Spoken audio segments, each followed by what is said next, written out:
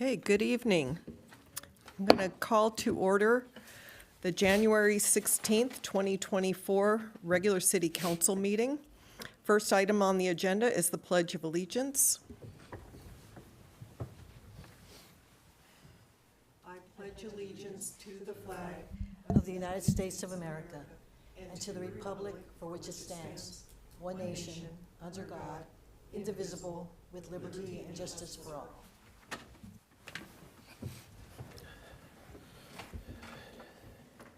Thank you. Moving down to item 2 of the agenda, we have the land acknowledgement, and I will read that. Before we begin, we would like to acknowledge the Ohlone people, who are the traditional custodians of this land. We pay our respects to the Ohlone elders, past, present, and future, who call this place Ohlone land, the land that Pinole sits upon, their home. We are proud to continue their tradition of coming together and growing as a community. We thank the Ohlone community for their stewardship and support, and we look forward to strengthening our ties as we continue our relationship of mutual respect and understanding. Thank you. We are now on to item number 3 of the agenda, roll call, and City Clerk, if you will. Thank you. Mayor Toms is present. Mayor Pro Tem Sasai. Sorry. Here. Councilmember Tave. Here. Councilmember Martinez Rubin. Here. And Councilmember Murphy. Here. Interim City Manager Gang. Here. City Attorney Kasher. Here. Deputy Clerk Stone. Here. Mayor and Council, the agenda was posted on Thursday, January 11th at 4:30 p.m. with all legally required notices. No written comments were received in advance of the meeting. Does the City Council have any conflicts to report on our agenda items this evening? Seeing none, that concludes my report. Thank you. Okay, thank you.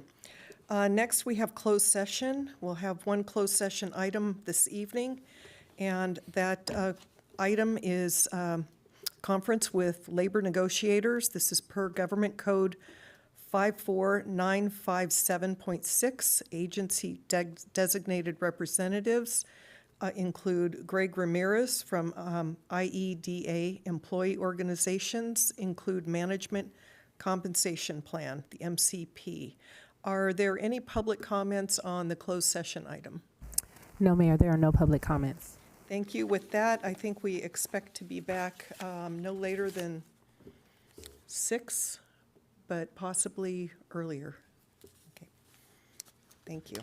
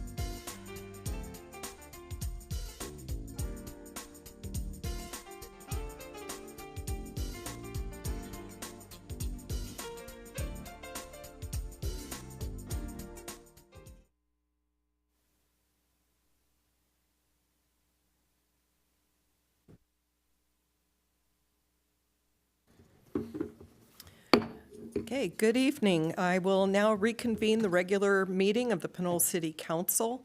We have no reportable action from our closed session, and we're going to move down to item number 6, citizens to be heard. Madam City Clerk, do we have any speakers tonight? Thank you, Mayor. We do have one in person, James Tillman.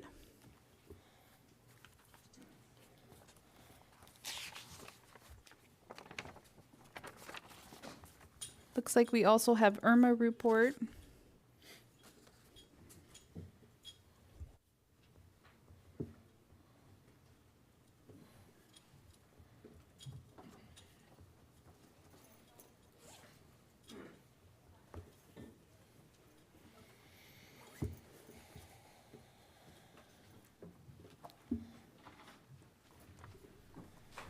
Good evening, Mr. Tillman.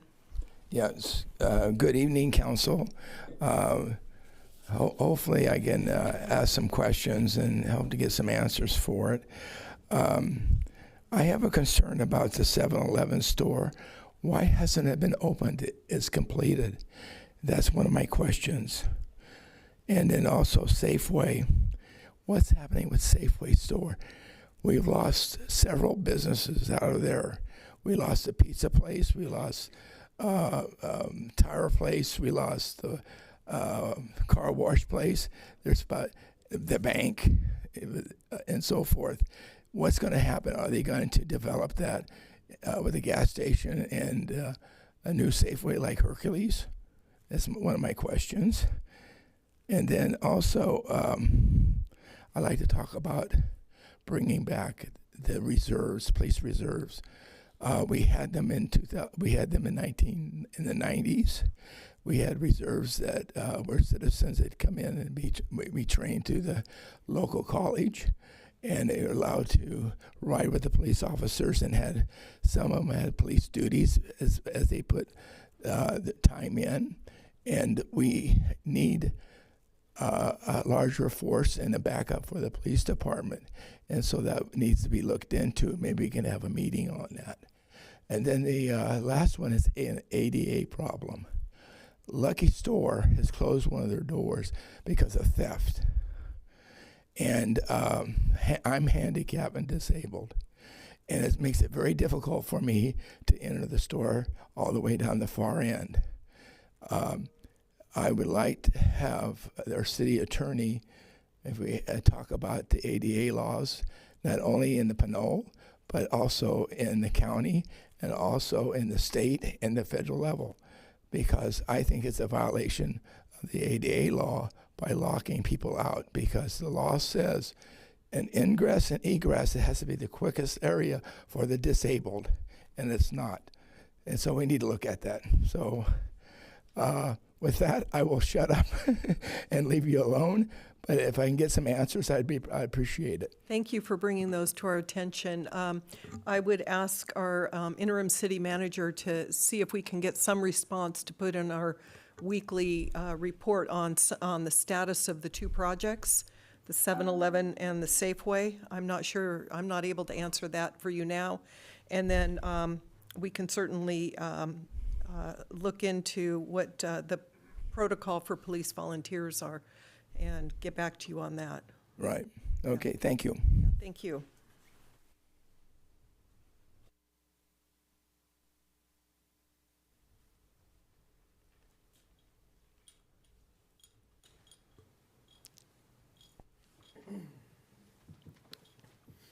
Good evening, Mrs. Rupert. Good evening, Mayor, Council, staff, and public. Happy New Year to all. First of all, I would like to take this opportunity to thank former Mayor Murphy for his excellent and productive year last year. New Year's resolutions for me. Secondly, I want to bring some ideas and suggestions to all of you regarding some concerns that I've had and need immediate attention. Here are some of the issues. Number one, consultants. Hiring consultants has been a routine that needs to be reevaluated. Every time we turn around and a project comes up, it's always hire a consultant. It seems that we hire employees that don't have the experience to do some of these projects. It is too costly to continue this practice, and we need to really look into the hiring practices, needs of the city before moving forward in filling these positions. I know for a fact one of the consultants hired last year, an employee had done that project before. However, I don't know why we had to hire a consultant. Also, if a consultant is hired, do we have enough funds to cover the project? How many times does the city hire consultants, does not have the funds to complete and start the project? So the report sits idle, and when we do get enough money, we have to start over. Not money-wise here at all. When hiring a consultant needs to be monitored and feedback given on a monthly basis. Also, an evaluation given by the city has to be what the performance was and was it worth it. My suggestion, we get information about a project, go out to the public, contact your commissioners and members and call me to discuss a project that is being considered. You might get more input from the public because we know what we want and need. Some of these consultants don't have a clue where Pinole is and who we are. I know, I have spoken to some of them. Number two, city clerk, more timely requests on public records requests. Information not complete or explained. When requesting costs of project, attorney fees, staff time, this information is not complete. This needs to be addressed. Three, city attorney, in my opinion, needs to be more open to the public with information, especially lawsuits when they are completed. Report out when lawsuit is settled, for how much, who won the lawsuit, what the public needs to know, why, how, when we sued, and how to prevent it from happening again. Was it preventable if we lost the lawsuit and the cause of it? This would help from requesting public records requests and wasting time for all of us. This report can be given at attorney's report during the council meeting and post on city website. The final issue is hiring the city manager. This has to be advertised, outreach to everybody in just a few, so we don't hire our buddies. Past practices have to be improved. Ask the public what they want to see in a city manager. Get the city involved. I speak with my background. I have a business degree, concentration in human resources, personnel administration, industrial relations. I've seen the city in the past not do outreach and hire people they knew. Not the best way to hire, recruit personnel. We want the best qualified. In closing, I will be back with other concerns. However, I think these should be a priority. And thanks for listening, and good evening. Thank you. And do we have any other public comments? Yes, thank you. Rafael Menes.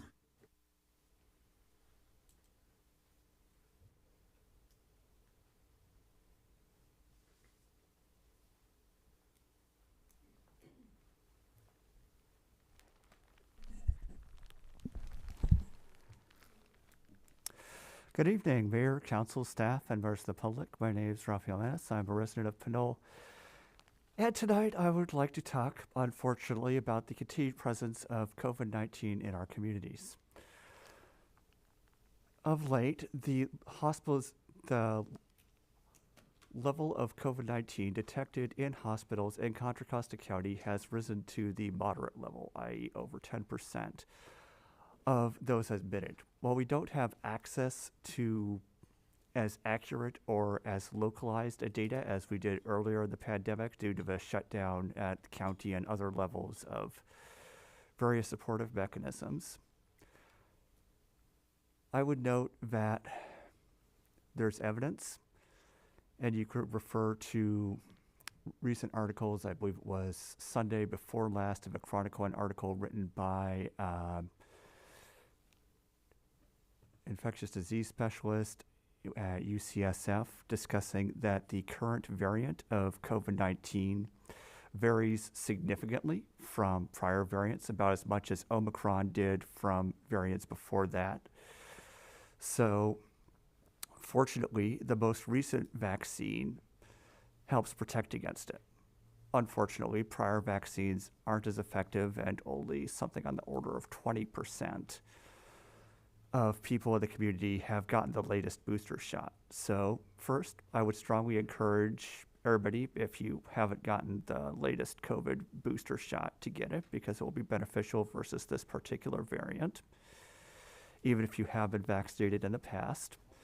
And secondly, I would suggest until the COVID rate goes down that we use higher levels of caution, like wearing masks in crowded indoor settings. And that's all. Happy New Year. Thank you. Thank you.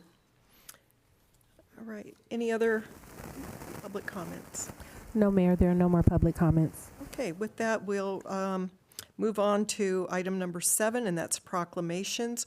Our first proclamation is for recognizing Police Officer of the Year. And we can get started. Okay, we're going to be honoring Jeffrey Teal as the 2023 Pinole Police Department Officer of the Year. Whereas, oh, thank you. Come on up. Whereas Officer Teal was born in Vacaville. He graduated from Will C. Wood High School in Vacaville and attended Humboldt State University, where he majored and received a Bachelor of Science degree in Forestry, Wildfire Management. And whereas before coming to the Pinole Police Department, Officer Teal worked for the Elk Mountain Hotshots and deployed throughout the western United States for wildland fire suppression. And whereas Officer Teal was hired by the Pinole Police Department on March 28th, 2022 as a police trainee. And whereas Officer Teal attended and graduated from the Alameda County Sheriff's Office Basic Police Academy on October 7th, 2022 with perfect attendance.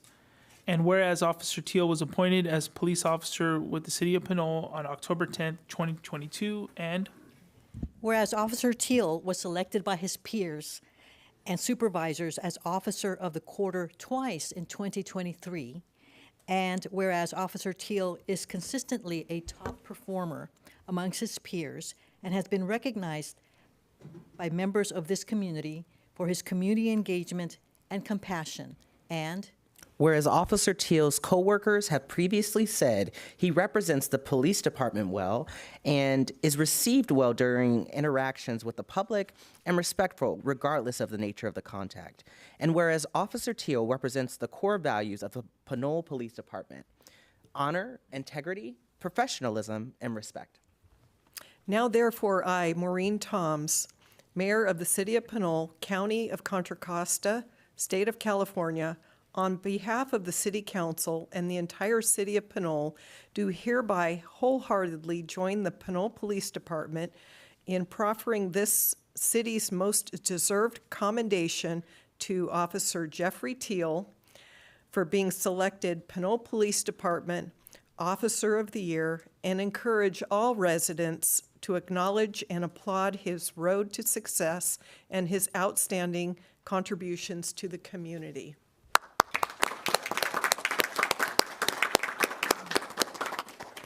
Okay, with that, will the council and department representatives join us for a picture, and then you'll have a chance to make some comments. Perfect, beautiful. Thanks. Thank you, congratulations. Thank you. Thank you, sir.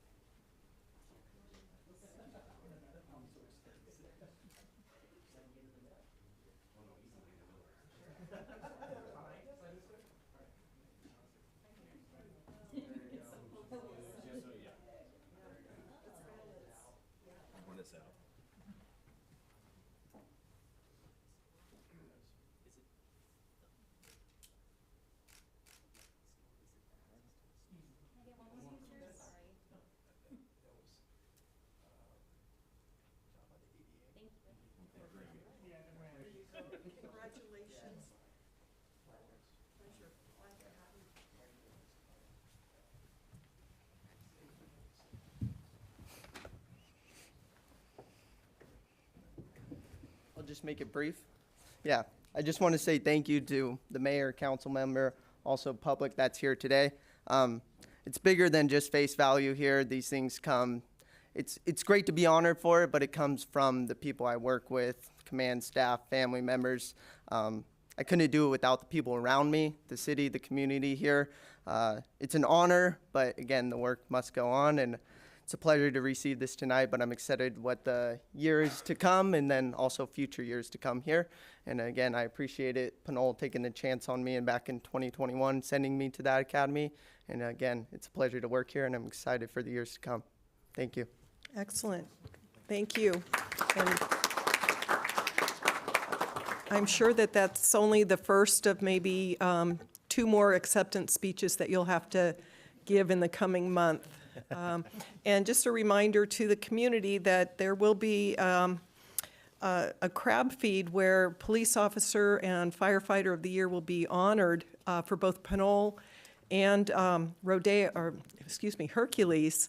And that's going to be, I believe, on February 11th, Saturday night, or is it February 10th? I believe it's the 10th. On the 10th. And if anybody wishes to get tickets for that, check out the Pinole Rotary website. So any other comments from council members? Okay, seeing none. Oh, go ahead. Yeah. Where did Officer Teal go? A very special thank you to you. You were my first contact for a recent situation that I encountered unexpectedly, and to know that the community feels as grateful as I certainly do to be available to take whatever information is necessary to proceed as necessary by someone who is compassionate and listens and follows through with his fellow officers as necessary. Very, very much appreciated. So thank you. Thank you, council member. Okay. With that, we'll move on to the next proclamation, and that is recognizing Jose Hernandez and Norman Montiel Garay for their heroism in stopping a carjacking in Pinole. And I'd like to turn this over to our police chief, interim city manager, Gang, to facilitate the presentation of certificates. Thank you, Mayor. It's not very often in our careers that we get to recognize civilians for the work they do. In a day and age when civilians would rather take a picture or hold the camera up instead of actively getting involved and helping people, these 2 individuals stood up, and they really defined a true act of heroism and bravery that day. And I'm going to turn it over to Commander Crone, who's going to read the recognition, and then our administrative assistant, Maria, is going to read it in Spanish, and then we'll recognize the 2 individuals who are here today. And I think that the community will agree that this is a true act of bravery and heroism. We were lucky that you were there that day, and you saved lives. So thank you so much for the work that you did and willing to step up and put your lives on the line. Thank you.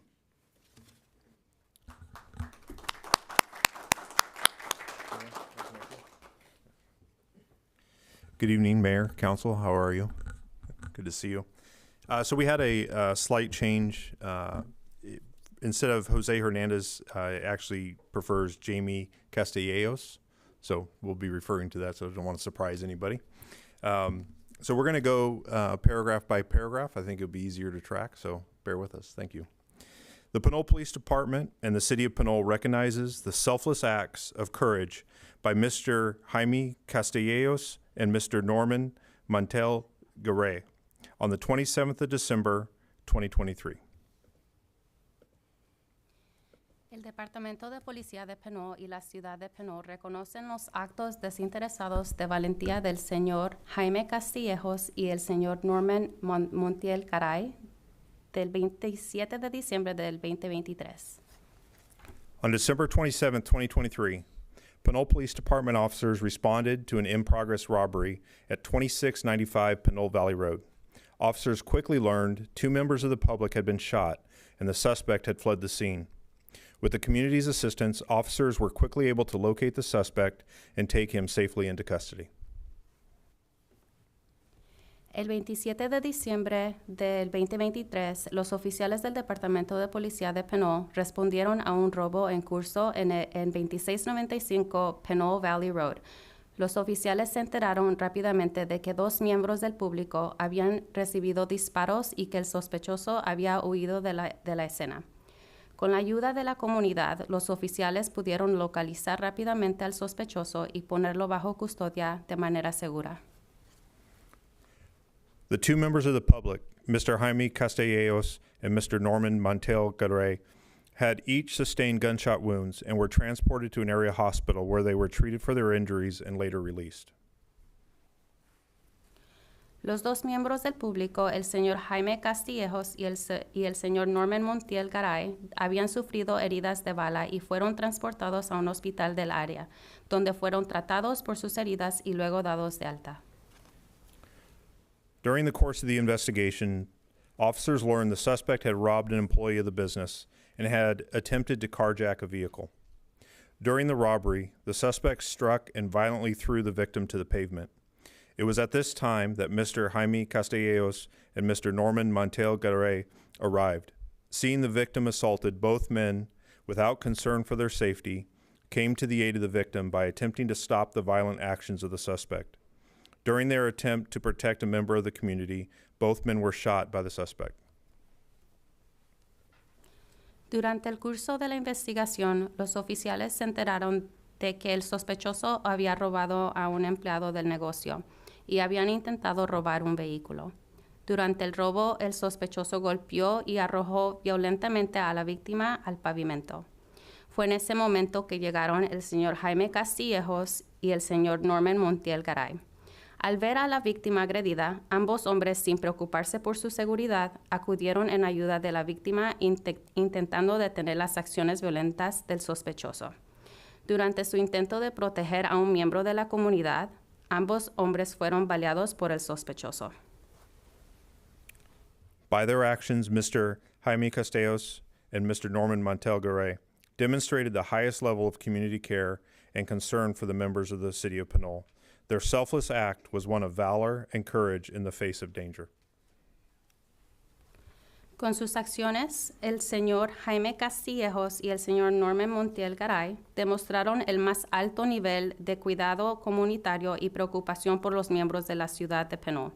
Sus actos desinteresados fueron de valor a la intrepidez frente al peligro.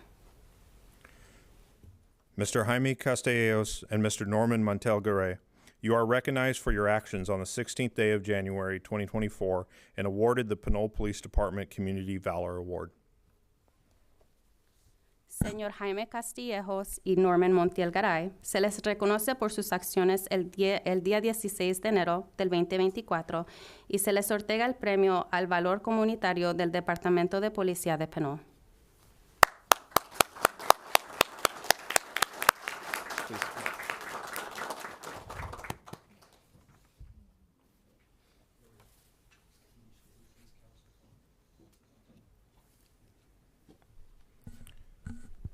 Good evening, gentlemen. Thank you for coming. We'd like to present you certificates of the Community Award.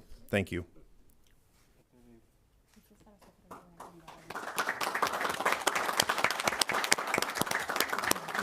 Thank you.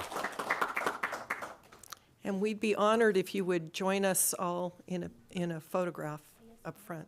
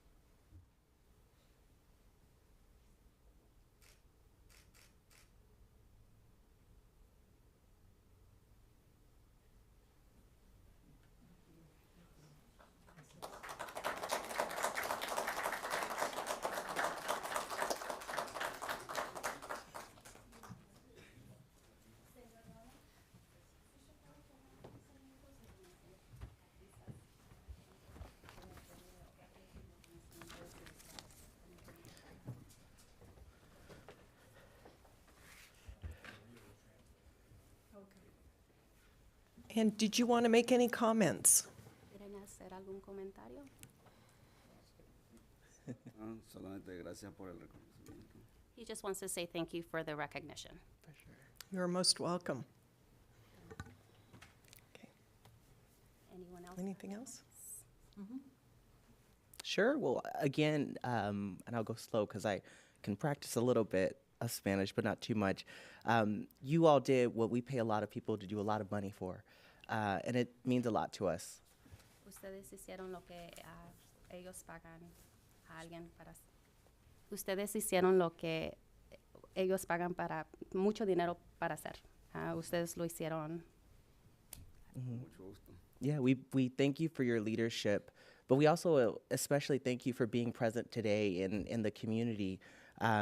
It's not easy to have courage. Les agradecen el liderazgo. Ellos entienden que deben de tener suficiente valor para hacer lo que ustedes hicieron. But it is important. Pero es And- muy importante. And without it, we wouldn't have the safe, thriving, and vibrant community we have. So thank you again. Y sin eso, nosotros no tendríamos la comunidad que tenemos, que es. So les agradecen por todo eso. De nada. Thank you. Vice Mayor? Yes. Thank you. Well, from the bottom of our hearts, we are truly grateful for your actions. You set an incredible example for your family, for young people, for an entire community on how to care for all of us. So thank you once again. Desde el fondo del corazón de ellos se les agradece por todo lo que hicieron. Entendemos que lo hicieron por su familia, por la comunidad, por todos nosotros. Muchas gracias desde el fondo del corazón. Thank you. Councilmember Tave? I just want to say thank you as well. You know, hearing that story, it just made me think of a few things. I don't know. Él solamente quiere decir gracias. Escuchando esa historia lo hizo recordar algunas cosas. My father used to say to us when we were little that, you know, honor demands sacrifice. Su padre le decía unas cosas cuando él estaba pequeño y una de ellas era que el honor es sacrificio. And I want to thank you for sacrificing your safety in that moment for someone else. Y quiero agradecerle que en ese momento agradecerle que usted por la seguridad de los demás se puso usted en riesgo. We are honored. Para ellos es un honor. Yes. Gracias. Cuando uno ve tantas veces que la gente no toma acción de distintas maneras, especialmente cuando se enfrentan en algo de peligro, es particularmente importante y especial cuando personas como ustedes, señor Castillejos y señor Montiel Garay, nos muestran a nosotros una frase más que es una frase más. Existe una frase que uno siempre, como latino, suele decir, y es que sí se puede esto, sí se puede lo otro. Pero cuando nos enfrentamos realmente en una situación, no todos toman acción. En su caso, lo hicieron con atención al prójimo, y eso lo marca una situación muy especial. De corazón, agradecemos lo que han hecho por nosotros. Oh, now I'm left for the English version.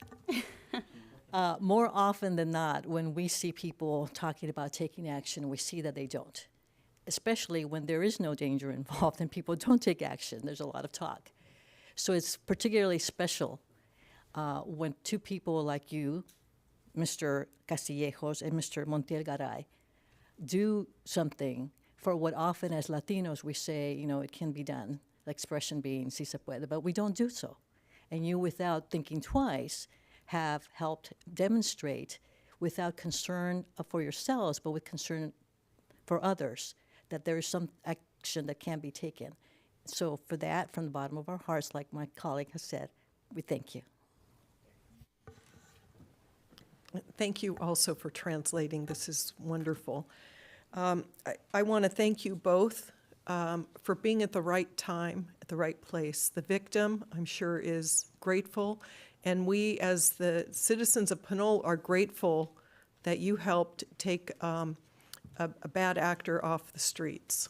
Ella les agradece por estar en el lugar indicado a la hora indicada y les agradece por haber hecho lo que hicieron por la víctima. Para ellos es un agradecimiento que ustedes hicieron todo lo que hicieron. Sí.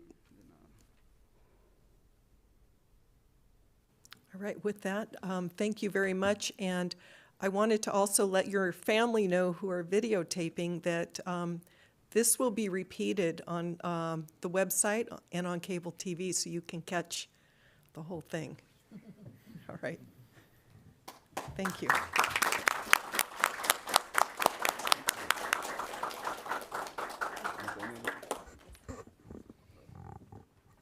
Mayor, we do have some public comments.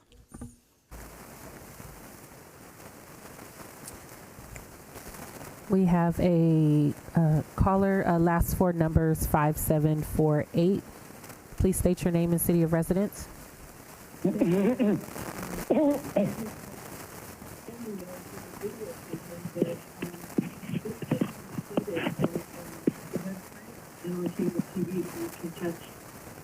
Hello?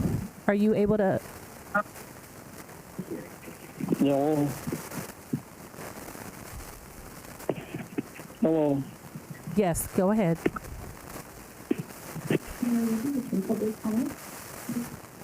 Hello. Can you hear me? Yes, go ahead.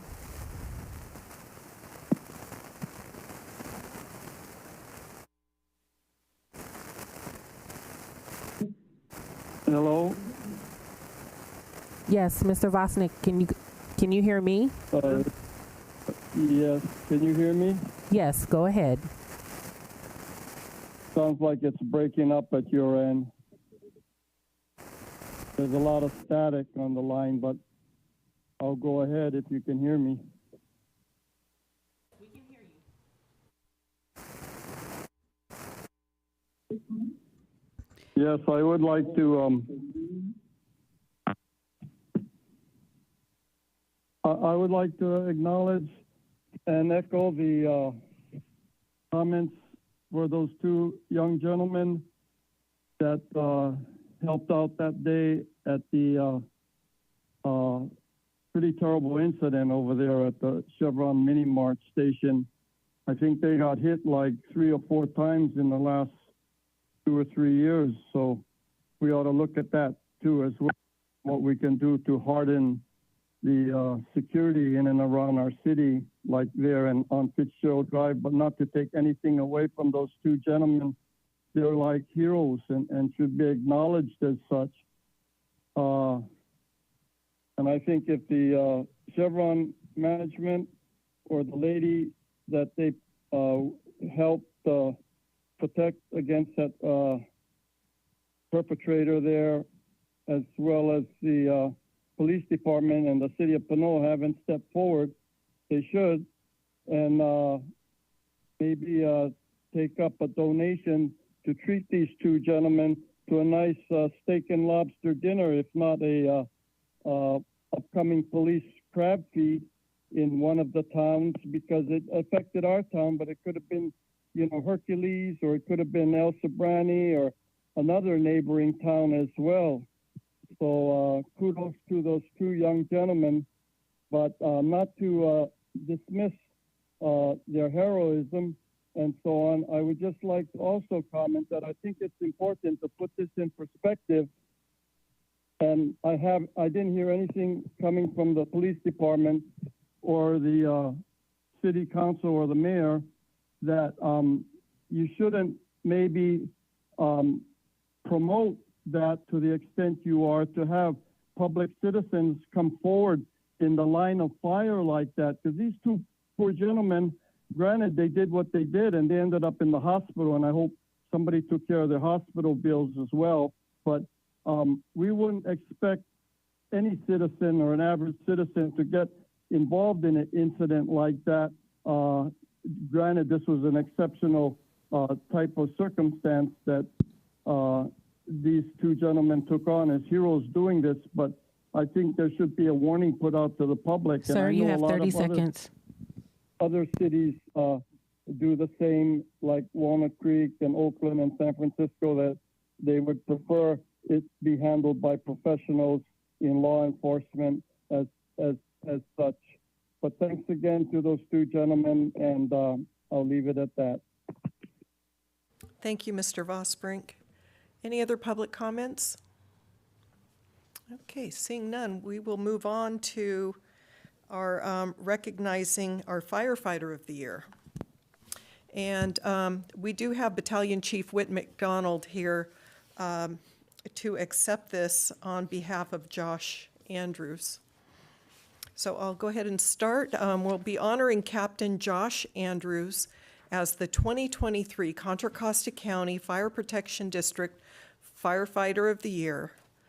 Whereas Fire Captain Josh Andrews' actions, attitudes, and behaviors uphold our core values and demonstrate a high level of commitment to the fire department, fire district, its members, and the communities we serve. And whereas Fire Captain Josh Andrews has a high level of engagement in our recruitment and hiring processes and enthusiastically represents our district at job fairs and recruitment events. And whereas Fire Captain Josh Andrews is engaged in making improvements to our recruiting and testing process and puts in extra effort to establish relationships with new recruits early on to help reinforce our commitment to them and establish their commitment to join Confire. And whereas Fire Captain Josh Andrews demonstrates leadership by his work to improve his fire station. And whereas Fire Captain Josh Andrews' attention to detail,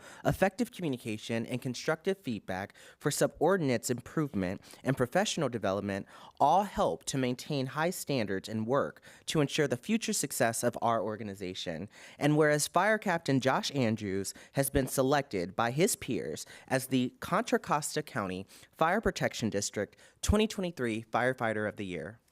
now therefore I, Maureen Toms, Mayor of the City of Pinole, County of Contra Costa, State of California, on behalf of the City Council and the entire City of Pinole, do wholeheartedly join the Contra Costa Fire Protection District in proffering the most deserved commendation to Captain Josh Andrews for being selected Firefighter of the Year and encourage all residents to acknowledge and applaud his road to success and his outstanding contributions to our community.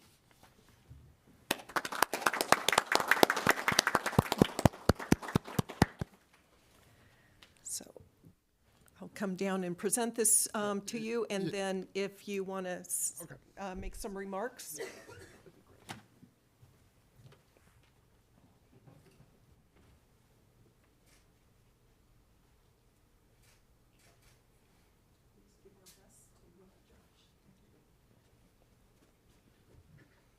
Yeah, I checked in with Josh while I was sitting in the audience. He is going to be there February 10th. Him and his wife will be there.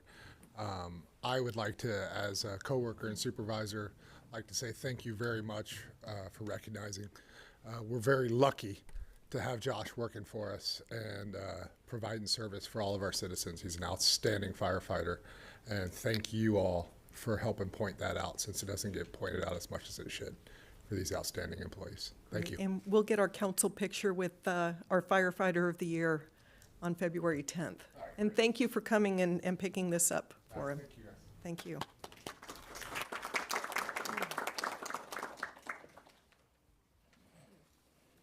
With that, we have 3 more proclamations, and rather than read them, I will identify them for the public. The first one being yesterday, January 15th, honoring Reverend Dr. Martin Luther King, Jr. We do have the proclamations in our packets, and if you're online, please do take a look at that proclamation. Following up today is January 16th, 2024, is National Day of Racial Healing.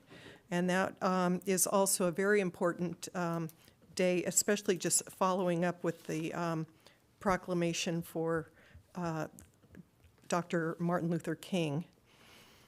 And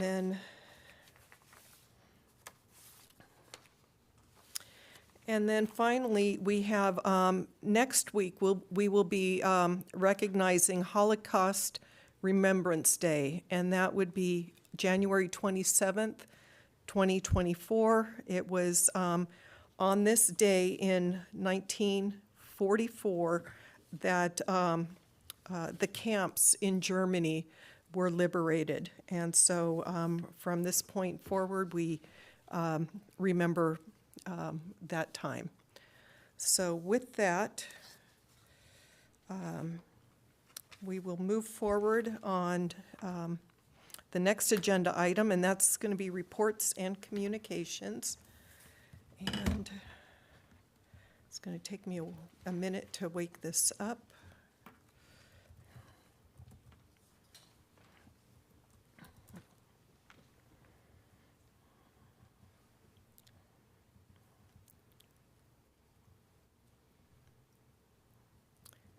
Okay, I have a number of items to report since it's been about 6 weeks since our last meeting. So I will try to be brief and try to cover a number of items. So first of all, I'll start with I attended a Cal Cities meeting last week, and this was an orientation to the 2024 policy committee work, and I will be serving on the Housing, Community, and Economic Development Policy Committee. And our first meeting following the orientation last week will be held this Friday. I also attended the December and January Mayor's Conference. Last week, we heard from Dr. Ana Alvarez, Deputy General Manager of the East Bay Regional Parks District, and she highlighted California's 30 by 30 initiative that aims to conserve 30% of the state's lands and coastal waters by 2030. Dr. Alvarez is on the statewide committee for this effort. Also at the Mayor's Conference, I wanted to highlight that the mayors, Eduardo Martinez of Richmond and Mayor Brianne Zorn of Martinez, will be the new representatives to the Hazardous Materials Commission, and Councilmember Cesar Cepeda will serve as an alternate to that commission. I wanted to highlight these individuals as their cities host refineries that have had some hazardous materials spills or releases over the years, so I was happy to support those appointments. Coming back to school, many of our retailers have been subject to retail theft, and a lot of these retail thefts are being carried out by students that come and overtake the stores. And after a report of an incident, which was not the first, but it was one that was highlighted in social media. I met with Walgreens local and corporate management, along with representatives from the police department and Pinole Valley High School administration to discuss the problem with the retail theft from these students. Walgreens will, at the recommendation of our police department, be limiting students entering the stores. And it should be noted to any of the students that if they're asked to leave the store and do not do so, they could be cited for trespassing at the very least. Security film will be shared with Pinole Valley High School, and they have committed to reaching out to the parents. The idea is not to necessarily arrest the students, but to bring this kind of behavior to an end. And by getting the parents involved, everybody thinks that that's a big step. There's been similar incidences at CVS from the middle school. students, and I did reach out to the assistant manager last week and got a call from the manager this week. They will be reaching out to they're meeting with their corporate folks tomorrow, and I've offered to facilitate another meeting similar to that. I understand that the school board president has been brought in the loop on this particular issue as well. So we're hoping to really send a message to the students that we don't want to tolerate this kind of behavior, and none of us want to, have kids behave this way. So with that, I will leave it up to other council members to talk about an opening of a business. So I'll turn it over to Vice Mayor Sasai.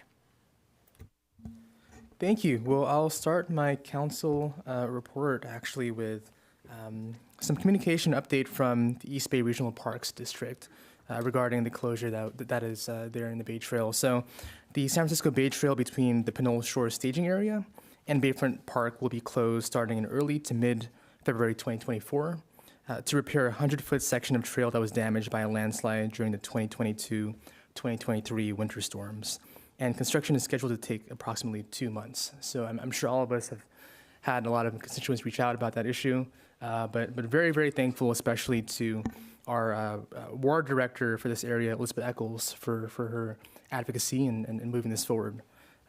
Second, I want to just give a brief overview of some of the events that I've attended since our last council meeting. And if the public needs any more information or the agenda packets, you're all free to reach out to me personally.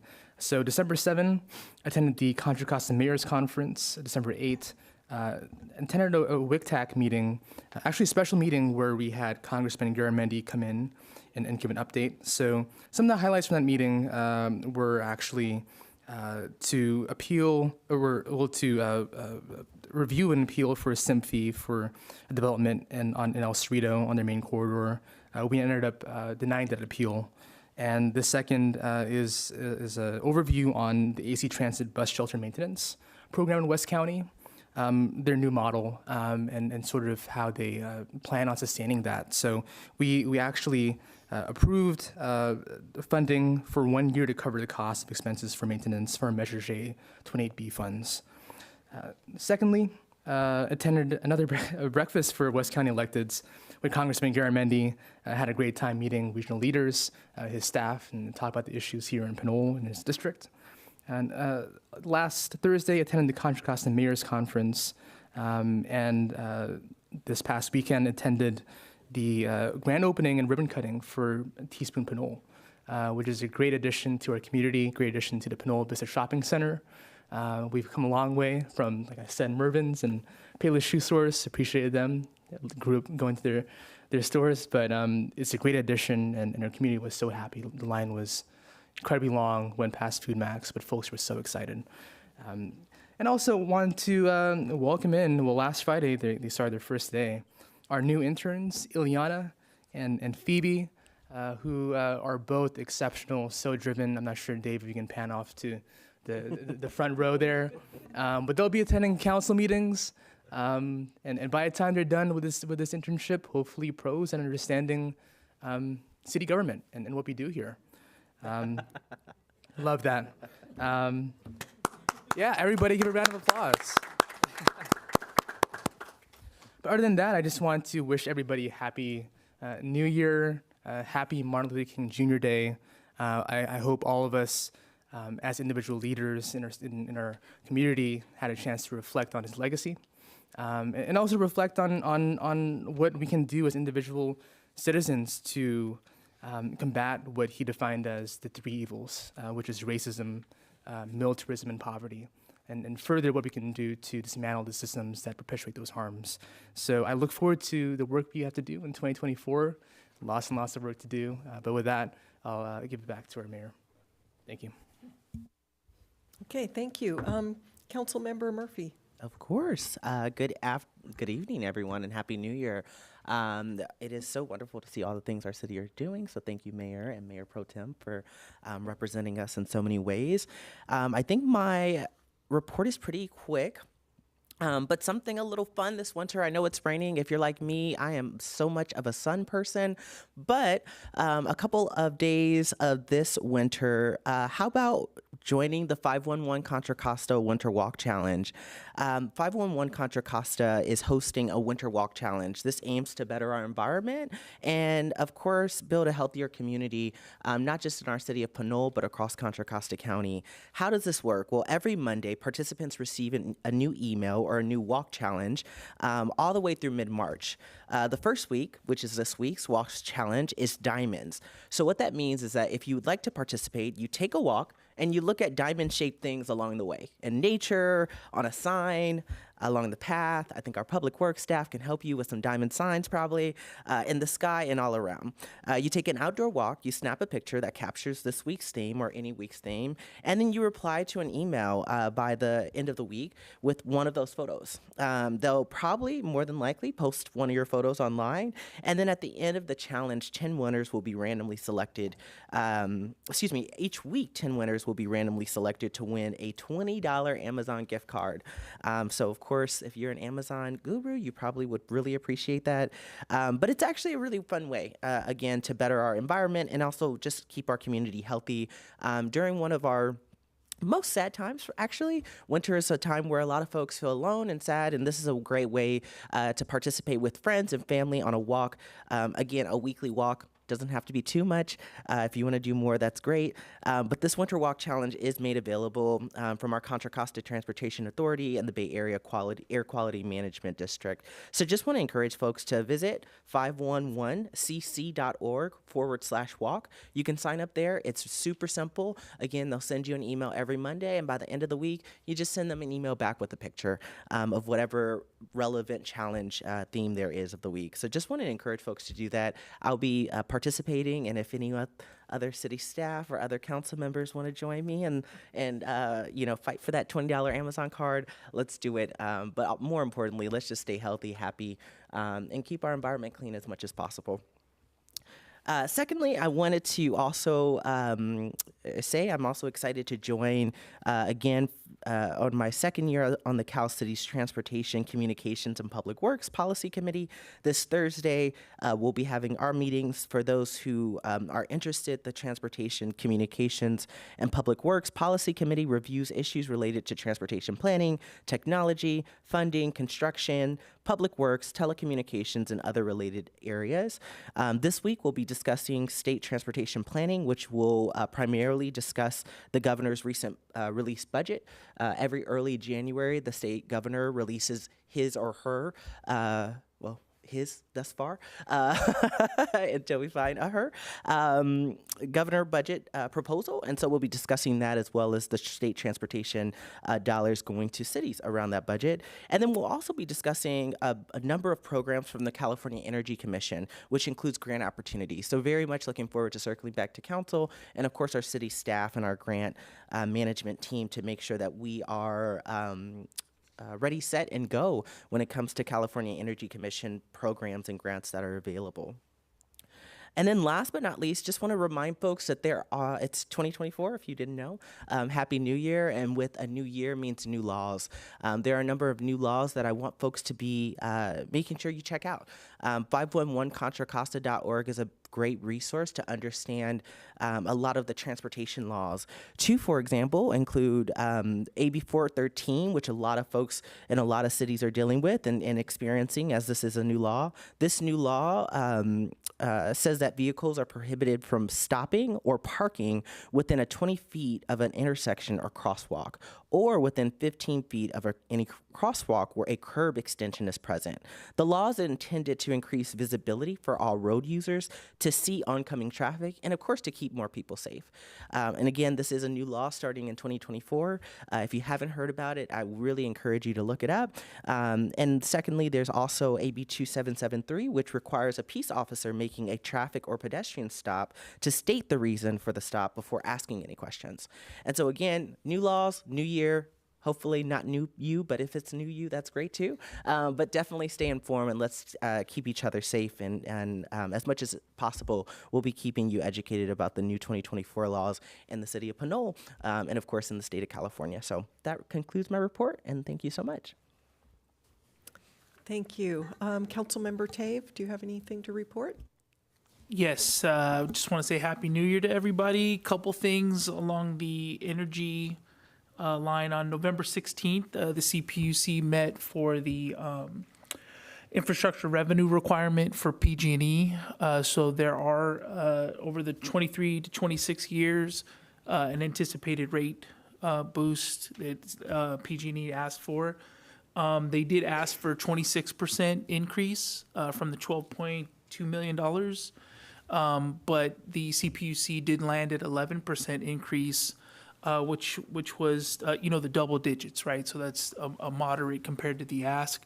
Just want to make sure that the public knows that, you may see rates going up. And to Councilmember Murphy's point, energy is going to be one of these topics that's front and center for all of us. So we just want everybody thinking about what those rates look like, what those increases look like, and to start preparing now for how to manage those increases. Some of the items that they talked about were, safety and reliability of the system. Undergrounding was one of the big topics, and hardening of the system. What was the other couple? Vegetation management was another topic, and capacity upgrades. Recently, there was a huge warning that went out regarding gas supply, and due to the cold weather, people are using their heaters more. So, this is one of those things that we just got to be prepared for. Contra Costa County does have on the health department's website preparation for cold weather. So if you have a chance, take a look at it. It's just topics like looking out, making sure your carbon monoxide monitor is working, being prepared, and understanding what hypothermia looks like and what those symptoms look like to get to a hospital if you need to and get medical attention. So just wanted to bring those two items up just because we are experiencing pretty extreme cold weather. And I just want to make sure that the public's informed that this is changing a little bit for us. On a lighter note, I did see the Nordstrom Rack sign went up, and next door went crazy, and I just want everybody to know that everything's coming along. But one of the things that the community, or at least the next door community, I'm not sure what that comprised of, but a lot of people were what's next and what's coming. And I think one of the community members just mentioned today, I want to highly encourage everybody to make sure that they're engaging the planning commission, engaging council, and one of the most powerful tools is that microphone over there at public comment. To make sure you go on record or send us an email to make sure our records reflect those ideas or comments that you have on what you like and don't like. And so I just want to thank the community members that do come to the mic and let their voice be heard. But I really want to make sure that people know that is one of those avenues that helps solidify or memorialize your comments so that we could take them into consideration and make sure our city is growing. So just want to thank everybody, and Happy New Year again, and happy holidays. Thank you. Councilmember Martinez-Rubin. So it's not next door that triggers action by the council or the city. Is what you're saying? Sometimes it does. Okay. But more formally, and to be on the record, it is through public speaking and or through emails directed to us as council members as well as our city manager. So encourage that as well. Since we last met in December as a council, I attended a number of events that some of us have participated in. The West Contra Costa Unified School District hosted a school tour, so we had the benefit of visiting different elementary schools and high schools to see the kinds of programs that they highlighted for us. Among them was the importance of literacy programs. And encouraged you all as parents, encouraged any one of us as adults who have some influence over children to read to them, which is one of the reasons that some of the students are far behind at reading level by the time they get to a classroom. They are interested, they meaning staff, our superintendent and others are interested in presenting to the council at some point. So perhaps we'll put that as a consideration depending on where we align in terms of goals in our respective strategic plans. I also participated in the Municipal Finance Institute that's sponsored by Cal Cities, and that was held in mid-December where we touched on topics. We were the attendees, largely represented by city managers statewide as well as finance directors statewide. And the kinds of topics that were presented were things like, or topics like navigating the economic horizon. You know, what does it mean? Are we in a recession or are we not? For the answer to that, you can all visit the Cal Cities website and take a look at the PowerPoint presentations that are available there for anyone to view. Other topics included issuing bonds and the considerations related to that, and optimizing city services by leveraging technology in recognition that we have resource constraints. In fact, there is an item on consent this evening where we are going to vote yes or no to proceed with that. In particular, it's very helpful when we are resource constrained, meaning there are few personnel available, that we work along with available technology to maximize customer service. And I think City of Pinole is leaning in that direction. The public, along with Cal Cities, I'm privileged to serve on the Revenue and Taxation Policy Committee as a presidential appointee. We will meet this coming Thursday on the 18th, so I will have more to report back to council as well as the public about what the items are that we will, as a committee, be discussing and eventually informing against statewide the direction that body, Cal Cities, can provide to the legislation as advocates for cities.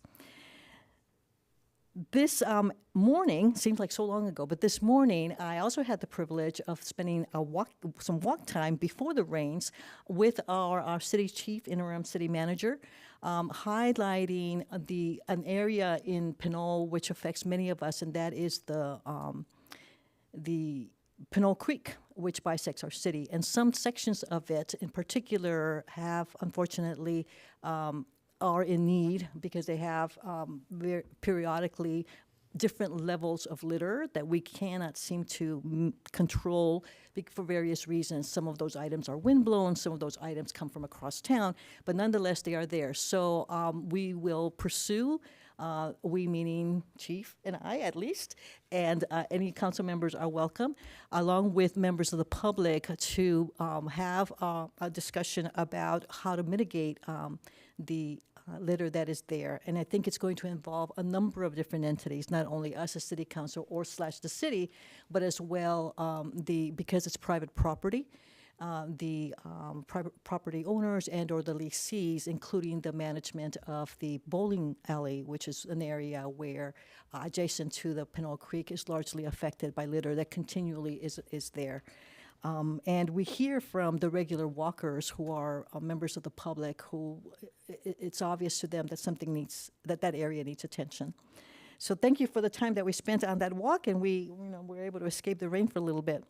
Coming up in February, so before we next meet as a council, as a way of announcement, is an event, first general meeting of the program meeting of the Pinole Historical Society on Friday the 2nd, February 2nd, from 6:30 to 8 p.m. at the Pinole Library. There will be a presentation by professor at East Bay, from Cal State East Bay. His name is John Robinson, and he has made presentations to the Historical Society audiences in the past. This time, on February 2nd, he will be talking about the Carquinez Bridge in its early forms and what that means to the area and a bit of the history about that. So hopefully I will see you there, and we'll learn together about one of the bridges that affects it's our neighboring cities as well as transportation, both for regular folks as well as large carriers. So thank you for that. Happy New Year, healthy, and stay safe. Thank you for those reports. I neglected to remind folks that this Saturday at 10 a.m. Behind Sprouts, the Friends of Pinole Creek will be doing a litter pickup. So if you are interested in coming out, please bring gloves. There will be some trash bags, but feel free to bring some. And keep in mind that if you have students at home that need community service hours, this is a great opportunity to get out. So that's, again, Saturday, 10 o'clock, meet Behind Sprouts. So with that, I'm going to jump back to item 8B and just note that we have no mayoral or council appointments. Now I'll move to 8D, and that's council requests for future agenda items. And yes, Vice Mayor Sasai. Thank you. Well, first, I would like to request a proclamation for Music Repertoire, who is celebrating their 25th anniversary as a small business here in Pinole. I'm in favor. In favor. Thank you. And Mayor Thomas, do we need just consensus is fine? Or- Yeah. Okay, yeah. great. Well, secondly, I'd like to request an update to the city's procurement policy to add preference for purchase of American union-made vehicles. We'll really love to see that forward. So. Can you repeat that, Councilman? Sure. So it's a request. It's a request for an update to the city's procurement policy to add preference for purchase of American union-made vehicles. Yes. I'll second. Yes. Thank you. Okay, and Vice Mayor Sasai did let me know that he's interested in bringing this forward, and I had suggested that it move to the Municipal Code Committee so that we can discuss it and perhaps fold in any other procurement policies for EVs as a result of the climate action plan. Is that something that folks would agree to? So that we can discuss it all, or? Gotcha. Just if I could ask for clarification from City Attorney Casher, this could be referred to the Municipal Code Ad Hoc Subcommittee? Through the chair, it can. Great, okay. Well, great, let's refer it to the Yeah. Ad Hoc Subcommittee. So is there a consensus on that? Yes. Okay, thank you. Anything else? Yes, and lastly, I'd like to request a discussion on creating a potential communications department under the city manager's office, which may include moving PCTV and IT staff under that department. Yes. Yes. And just a question, is that under council purview, or is that under city manager purview?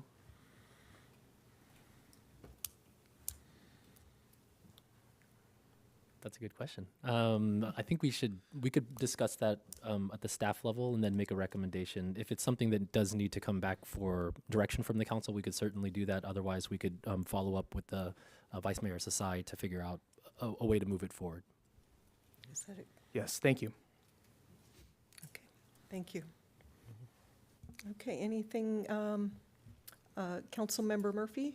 I don't have any tonight. I do have a clarification for City Attorney Casher. Can, if you all do provide more context for Council Vice Mayor Sasai request, can you provide the history of some of the establishment of some of our other departments? I'd like to see how all but 9, I believe, came to fruition. If we're adding another one, if that's possible.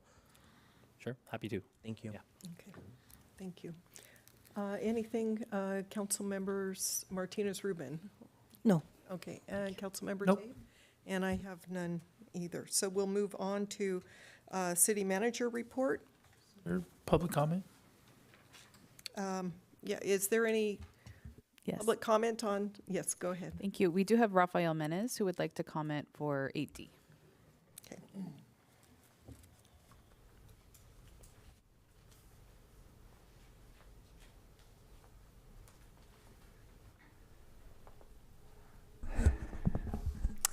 Greetings again, Rafael Menes, resident of Pinole.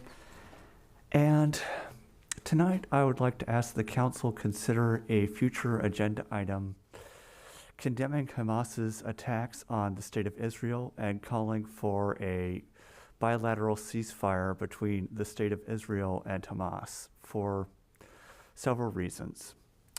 First off, as both Oxfam and U.S. News note, the conflict, which has been ongoing for 100 days at this point, has displaced 2 million people, killed 24,000 Palestinians, and wounded 60,000.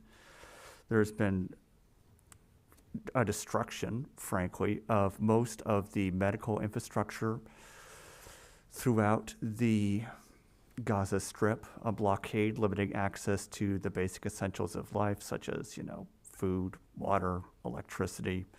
And while limited supplies have been permitted to enter since the start of the conflict, without a ceasefire, there are practical limits to how much non-government agencies are able to send supplies into a war zone. But beyond simply the humanitarian impacts of the continued conflict for Palestinians, I think it's also worthwhile to consider a ceasefire both for the United States and its strategic interests and Israel and its strategic interests.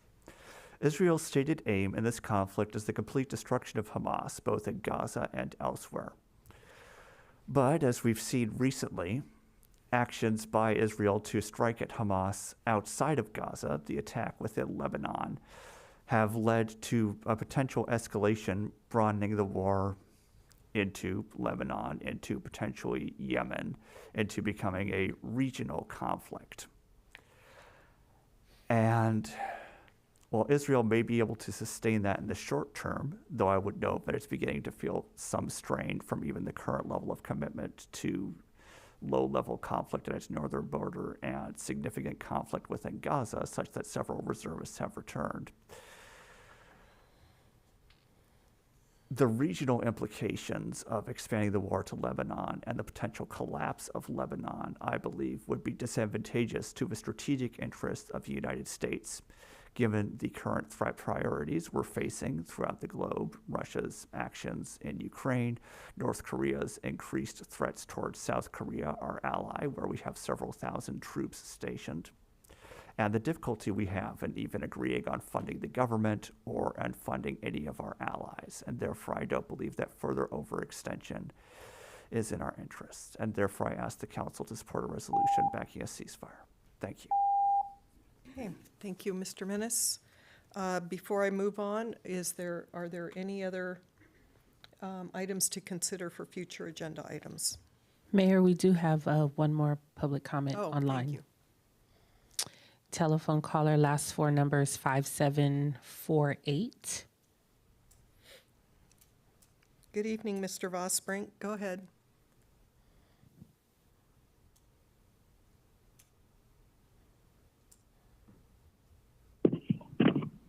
Hello, can you hear me? Yes, go ahead.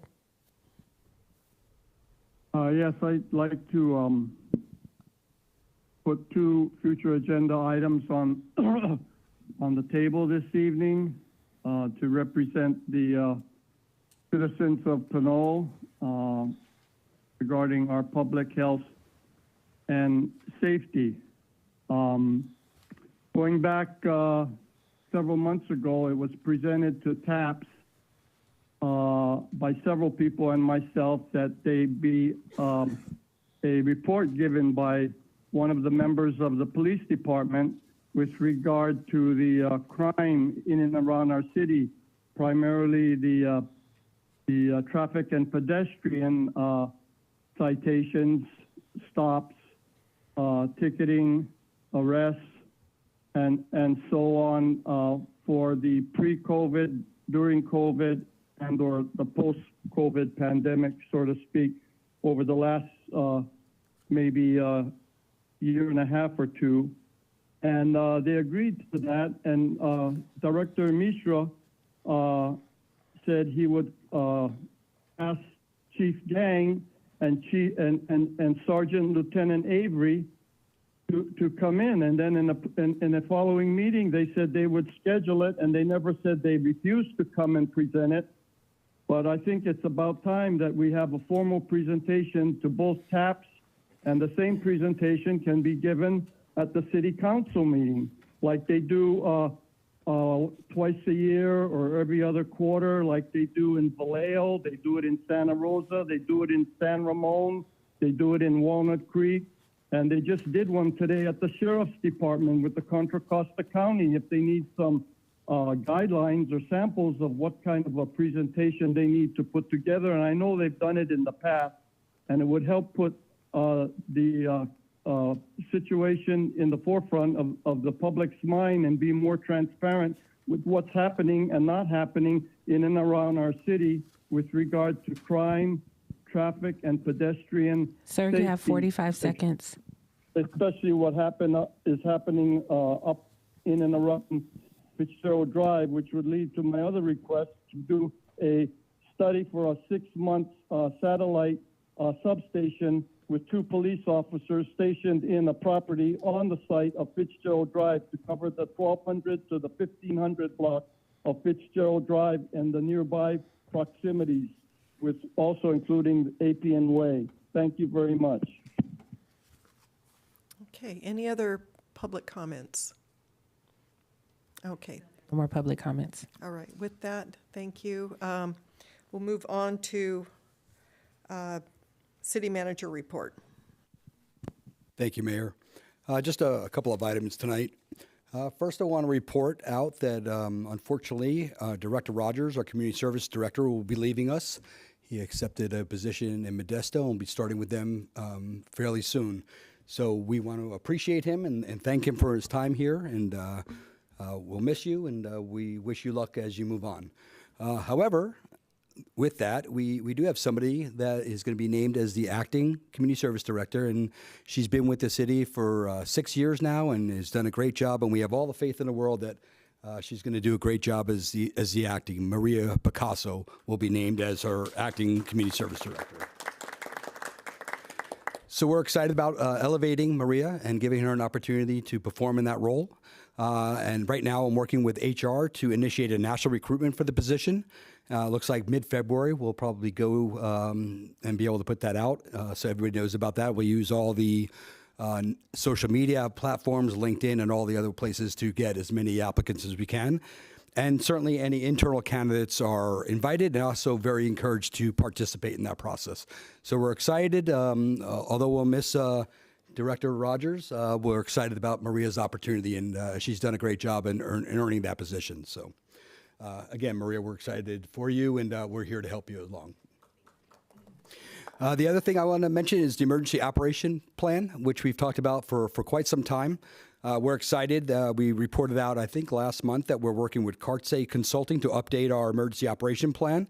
He is currently set to meet with all our department heads on Thursday, January 25th as part of the process.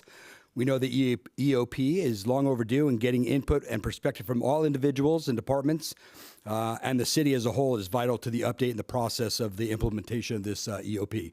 So we're right at the concluding phases of that project, and we're excited to bring that to council when that gets concluded. The other thing we're reporting out is Fiona's worked very hard with our citywide app. We have built a City of Pinole app that will serve residents as a mobile hub for city news, updates, online services, and information. So we're excited about that. We're currently in the testing phase of that. We're fixing minor bugs and finalizing integrations that will enable public safety alerts to be sent out through that app. And the app will be ready to be downloaded in February, and we will share that through our communication channels at that time. And then the last item I have is I have the incomparable Mr. Sanjay Mishra here that will give our public works update and also our roadway update. Thank you, Chief. So Public Works operations and maintenance activity update for today. The last update I gave, it was actually during October. So from that time onwards, we have received and logged about 86 service requests in our Beehive system. Out of those 86 service requests, we have 11 outstanding items as of now. These pending service requests include street light facilities, roads, and some pothole repair. Work requests mostly have the facilities maintenance issues, park maintenance, some illegal dumping, road work, storm drain, wastewater, and traffic issues. Staff addressed over 32 pothole locations, including emergency call-outs at APN Way and Sarah Drive. And most of the pothole locations were in Wright Avenue, Marlesta, Terra Hills, Kildare Way, Pinole Valley Road, Fitzgerald, and some others. So that's an update of operation and maintenance. I'd like to take this opportunity to discuss a little bit about our engineering staff and recruitment process that we have been trying to do for last several months. We're actually trying to recruit for 2 engineering positions. One associate engineer for roughly about 6 months. It has been vacant, and our CIP manager position is vacant for our last 3 months. We had our advertisements out, but we are not successful in those recruitment efforts until now. I'm working with our HR director to gain some flexibility in the job classification, and we're trying to build a classification series for that, which will be coming to the council pretty soon. And so I'm expecting that these positions will need at least another 4 to 5 months before we can actually fill this.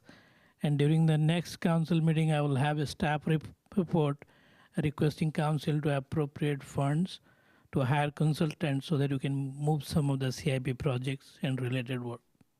Thank you. Thank you, Director. Any other? Yes, go ahead. Mayor, just got one other item, and it refers to the last caller. At your request, we were going to start doing departmental updates. Thank you. So in February, the police department's already scheduled. I believe it's February 20th is the date. And then on March 19th will be Con Fires updates, and then we'll provide you a schedule on all the departments. So we'll rotate all the departments. To give a departmental update, we'll include some of the material that the last caller was requesting. That's excellent. Thank you.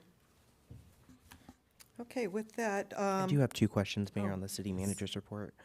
Yeah, go ahead. The first one, I just want to make sure, I know that usually we get agenda forecasts. Is there a date that we'll get the next agenda forecast for the rest of the year or as we go? Yeah, if you don't mind, if I could refer over to our city clerk for that. Okay. Yes, we can prepare one for you this week and have it out. There's Okay. no issue with that. I think in the transition, it's just been a practice that we haven't updated for how long has it been? About a month or so, but we'll get that to you. Okay, Yeah. thank you. And then just a quick question on the Public Works updates. I really am thankful every time we have one of these. It's really helpful, and very sorry about the hiring, but also excited to see that things are changing a little bit, and hopefully we can help with the classification conversation. Just wanted to circle back. The reports are very helpful. What I would like to see a little bit more of is like how our data is progressing. It seems that some of the reports have been anecdotal. Some of the reports have provided data from our system of Beehive, and some of the reports have kind of there's some influx in how we're getting those report backs. Is it possible moving forward that we do get that monthly report, first of all, and that consistent? And then secondly, is the consistency of the monthly reports being the same would also be very helpful. I realize there's always going to be some anecdotal. I don't know how you put data into hiring processes. I'll ask Stacy Shell that. But in terms of some of the data around like our potholes filled, those like things, there's certain questions I believe, Councilmember Tave, you made the original motion, but it's been very helpful to see some of these things in numeric forms. Moving forward, I would really like to see like the data itself. That would help me also and support me in understanding, really to communicate back to our residents what we are doing. If it's 0, that is what it is for the month, right? I just want to make sure to communicate back to the residents. Okay, understood. I mean, Beehive does generate reports like this, and if council would like, I can send them the copies of this. That would be wonderful. I know you did that in October, so Yes. maybe I didn't receive this report. Am I the only council member who didn't receive? No, I didn't provide it to send it to anybody. I just generate and I give my report from there. Yeah. But it can be sent to anybody who want it. That's fantastic. Yeah. Thank you. Councilman Murphy, so we can we'll sit down and figure out what the best usable format is. Okay. And we'll make sure that council gets those reports monthly. Thank you. Great. Yes, Councilmember Tave. I want to first thank you for the report because we're starting to see that data coming back. Does the public have access to put a service request in, or is it via phone? Meaning, is there a desk, somebody who picks up the phone, gets the call, and then enters in a service request, or is it something that can be entered in by the public? No, public right now, they just call in or send email, and then either Leticia from our public department or whosoever receives the email, they enter the data for the service request. But what I understand, Fiona is working on the app, which will eventually can directly send us the email, and we will do the same. We'll put it in the Beehive system to create the service request. So it'll come from an email, or will it actually generate as, you know, a public service request? Because all of those have to be vetted too. I mean, Exactly. if we have like 30 people that run across the same pothole, you'll in theory have 30 requests. So rather, I'm just wondering, like, if we have somebody sitting there waiting for the phone call, or getting inundated by a phone call, you know, on the other end of the spectrum, how much time we're spending. And it might be easier to go through a list of 30 and, you know, consolidate that into one. I'm not sure how we would manage that, but yeah, that's why I asked the question. Thanks. Yeah, but mostly when we receive the call or email, we kind of understand if it has already been entered or not. It doesn't happen. I mean, not so many people report the same. 3% will report the same thing. That's how much we get it. And we realize that, yes, we are working on it. And that's how we just create one work order for that. If I can make one more comment, we know there's more than 80 things out there, right? And I mean, I think that we all hear it. I'm just, you know, thinking to myself, like, what that engagement program would look like. Like, how do we tell the community? How do we show the community this is what's going on in a way that's digestible? I mean, nobody wants to look at 40,000 work orders and be able to make heads or tails of it. So I think we just got to keep in mind how we show it. I think that chart is a good start. Thank you. Okay, thank you. Thank you. Councilmember Martinez-Rubin. Thank you for your report, Director Mishra. In October, you mentioned the different categories that report has, and I asked specifically then if there could be a breakout of the, I believe it's the category of road service to distinguish from pavement and curb painting. So we can do that. And then also eventually, as a city increasingly uses technology, one of the helpful aspects of that use and for the public to make known what circumstances out there that needs city attention is to get a response back, to get an idea of whether the response was received and or the status of that. So at some point, the status of that meaning whatever complaint was received is going to be something that I think would greatly appreciate. So with whomever you interact, who are IT people and helping the city build those systems, that's the kind of report back directly to the public that would help, I think, staff as well as council members who really, as anybody wants to know, well, was my item given attention, and you know, where are we with that? Or shall I know more about this in 6 months? And if that's the case, that's the case, but at least they know. Thank you. Yeah, thank you. We have been actually looked at various systems where actually public can report.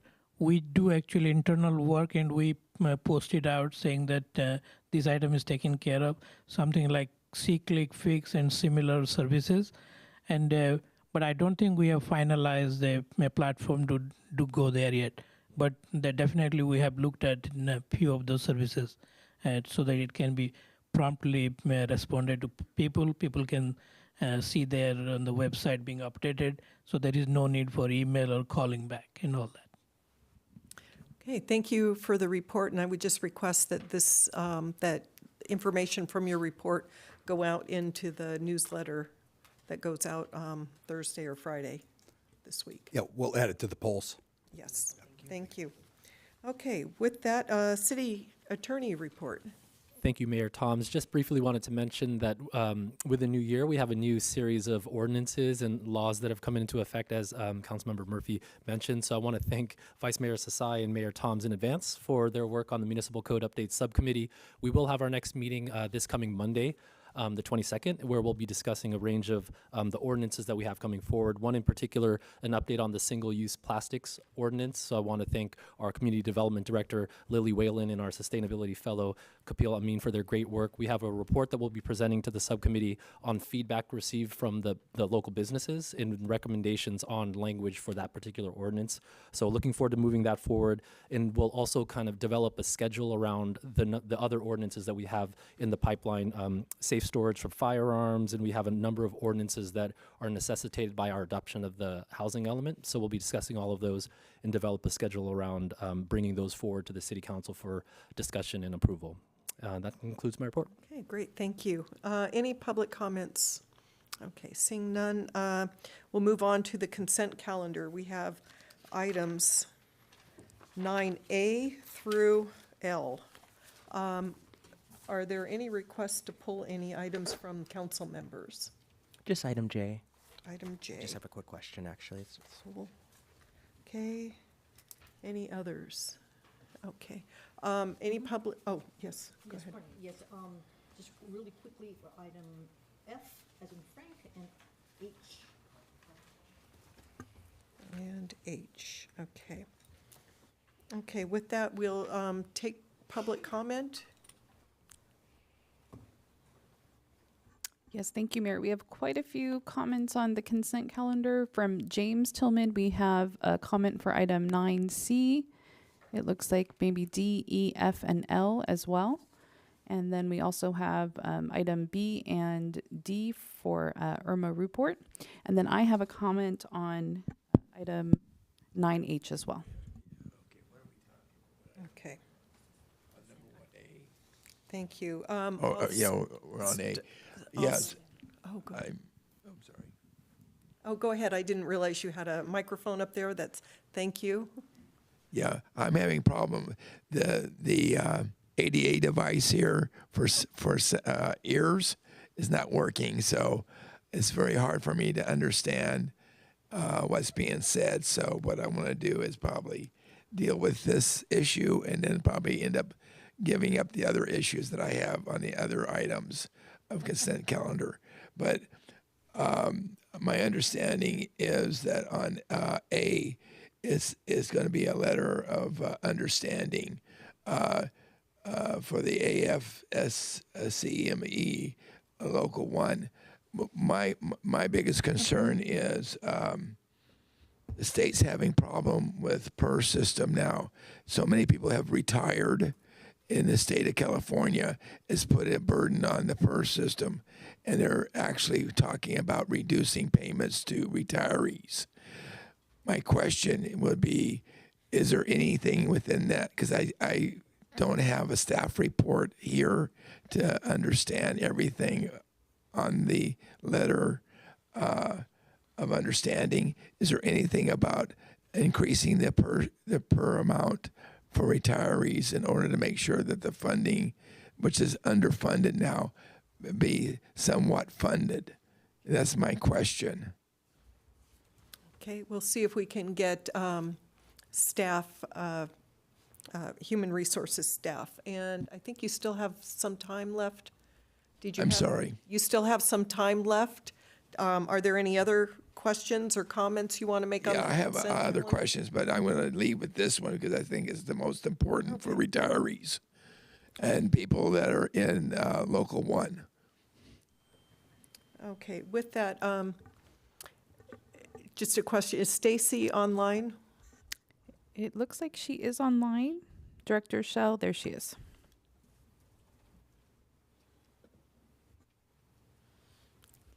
Did you hear the question, Director Shell?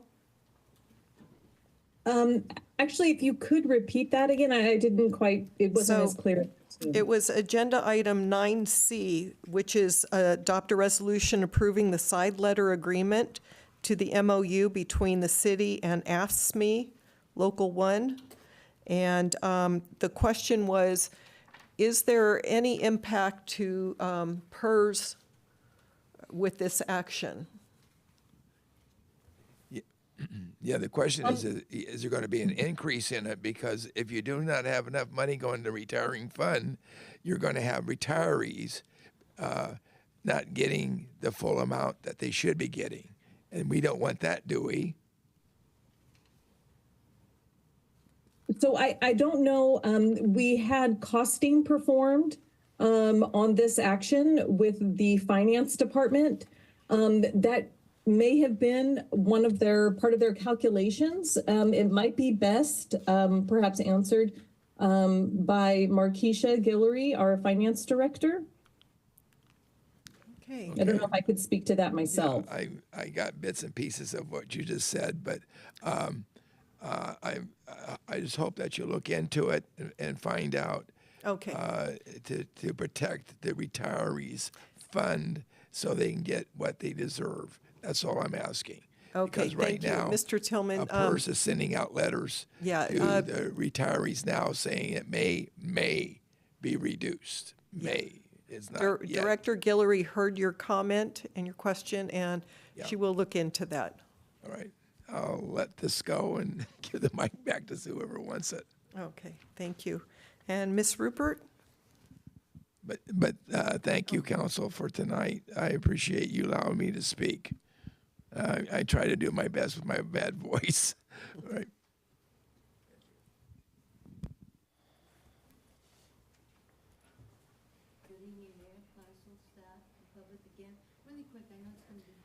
Hold on just one moment, Ms. Report. Okay, go ahead. Okay, really quick. On B, I have the transaction listings. Two questions. I'm a little concerned about furniture cost for $30,000. If that's a one-time thing, and I hope that you guys got a brand new furniture, but that seems a little outrageous. One recommendation is, why don't you clean the city hall here and clean the carpet? So that might be an idea, spending $30,000. The next thing I'd like to question is the attorney fees. There are a couple of lawsuits, MVP Construction LLC dispute and the Pinole Valley Road LLC. And I think they all add up to maybe over $30,000. Again, requests by public records and all the other things that we do. I'd like to see more hours spent by our officials and individuals, because even if your salary, I was a salary person through the government, and I had to account for the hours that I spent either in training, mentoring, or supervising, or whatever. And it helps the public and your taxpayers know where the money's going to, if you're going to training or whatever. So I would appreciate if that discussion could be posted this year and put man hours. I know salary, we all work full-time, 40 hours plus or whatever, but it's important that we adopt or get those hours posted on this.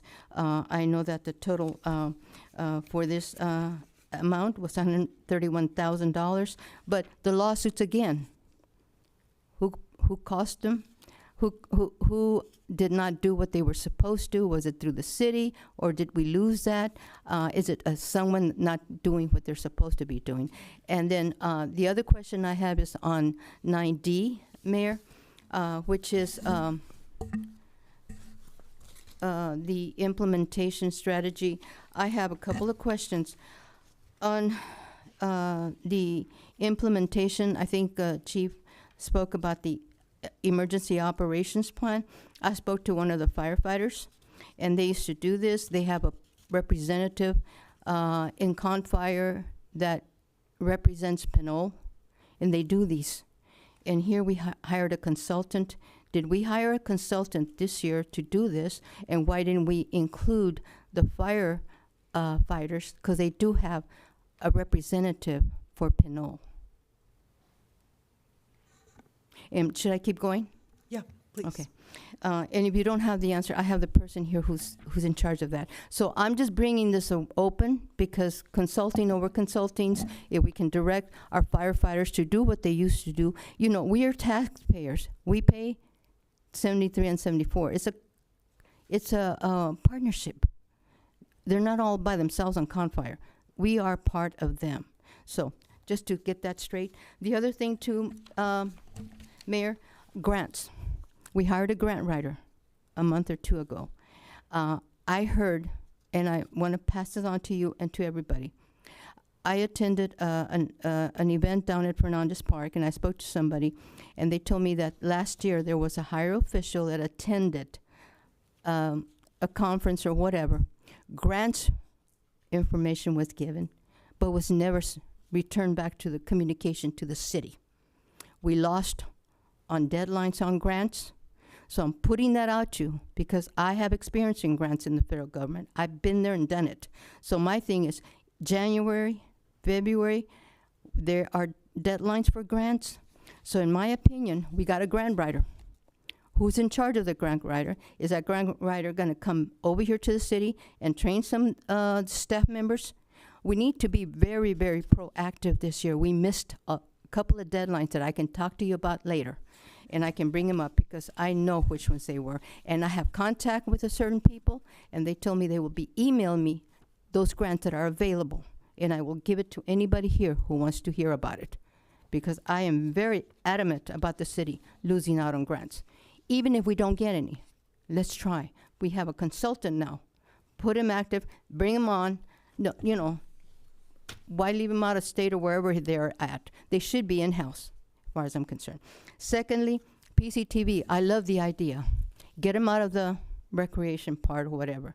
PCTV was a lone survivor years ago under the city manager.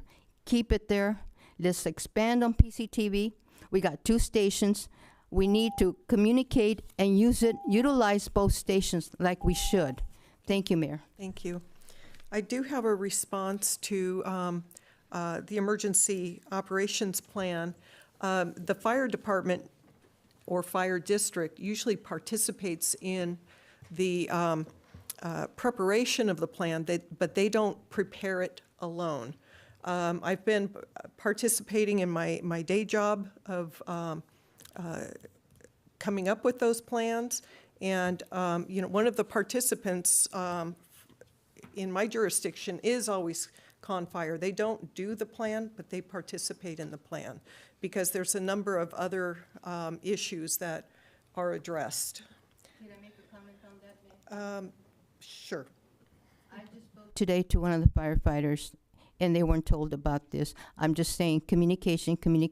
Bring the firefighters on board. If we don't have to pay for a consultant or someone else, let's bring it on board. 2024, a new beginning. Okay. Thank you. Thank you. Okay, with that, Councilmember Martinez-Rubin, you had a question on item F? Thank you. Item F, just very simple, on page 127, and on any other exhibit that's accompanying an agreement, just make sure, staff, that the agreement itself will reflect the current interim city manager. On page 127 of the packet, we still see Andrew Murray's name on there. So I think that was probably just an oversight. Okay. And item H. And item H, I think perhaps will coincide. Okay, I'll leave it to our city clerk. Yes, thank you. I did want to note for item H in the attachment, there's a revision, number 18 of the council committee list, the project labor agreement ad hoc subcommittee. That still appears on the list, but that was recommended to be removed, and that was approved by the council on December 5th. So, yes, we will remove that item in the final version. Thank you. Okay. And then Councilmember Murphy, you had item J? Yeah, just a couple questions on item J for Director Guillory, if you don't mind. Just a couple questions, wonderful. The first one, so this item is very timely, and I'm very appreciative of our readiness and preparedness for meeting really state guidelines around California Office of Emergency Services funding. I had a couple questions, mostly because, like I said, it's very timely. Last council meeting, I requested a future agenda item for the development of a potential ad hoc committee, interdepartmental ad hoc committee, to support our grant management research and application. And so here, I really had three, what I hope are straightforward questions. The first is, how are we managing or tracking readiness for California Office of Environmental Services, Environmental Emergency Services, and other California state agencies? How are we tracking the readiness of our agency in applying to those grants? I don't think that we are. Okay. But just going back to the grant, the comment about the grant consultant, we did onboard a grant consultant, Townsend Public Affairs, and we have them on retainer. So we receive a monthly memo of all grant opportunities, as well as earmark opportunities from the federal government. We also have meetings with the executive staff and the consultant to determine our needs and to find where there are gaps in funding, to look for those funding sources. There are a number of factors to be considered when going out for grants, though. The administration piece is one of them. Do we have the capacity to do that? Do we have the staff capacity? Are there grant match requirements? Do we have the budget for that? So there are a number of factors that we look at, and so working with the consultant, that is a part of the process that we'll be going through. And like I said, we'll have regular periodic meetings with the executive team as well as the consultants to go through all of those opportunities for all of the city departments. Okay. And in the case of item J, the specific recommendation from staff is for us, as a council, for us to essentially designate you all as city staff, what I see as the interim city manager or the city manager, the finance director, and the public works director in this particular case, to move forward and prepare our city and agency for funding through Cal OES. That's correct, right? Yes. Okay. So in that case, how did this come about, for example? What was the process that this Form 310, which I'm understanding? 130. 130, thank you. A lot of numbers. Form 130, where did this come about? How did this process come? So this came about with myself and Director Mishra working with FEMA to get reimbursement for the storm damages that occurred in December and January of 2020. December 2022 through January 2023. Okay. So we're working to get the reimbursement for that damage. And a part of that, the funding comes from the federal government, but there's also a portion that is funded by Cal OES. Okay. And so we're required to have this form on file, not only for that event, but also for other events that could occur. They're listed in the staff report, those other programs, and it also could apply to any future programs as well. It's just required for us to have that. And you'll notice that we use titles as opposed to names. Okay. So if there are any changes, we already have the titles there, and we have our form up to date for anything that could occur in the future. Wonderful.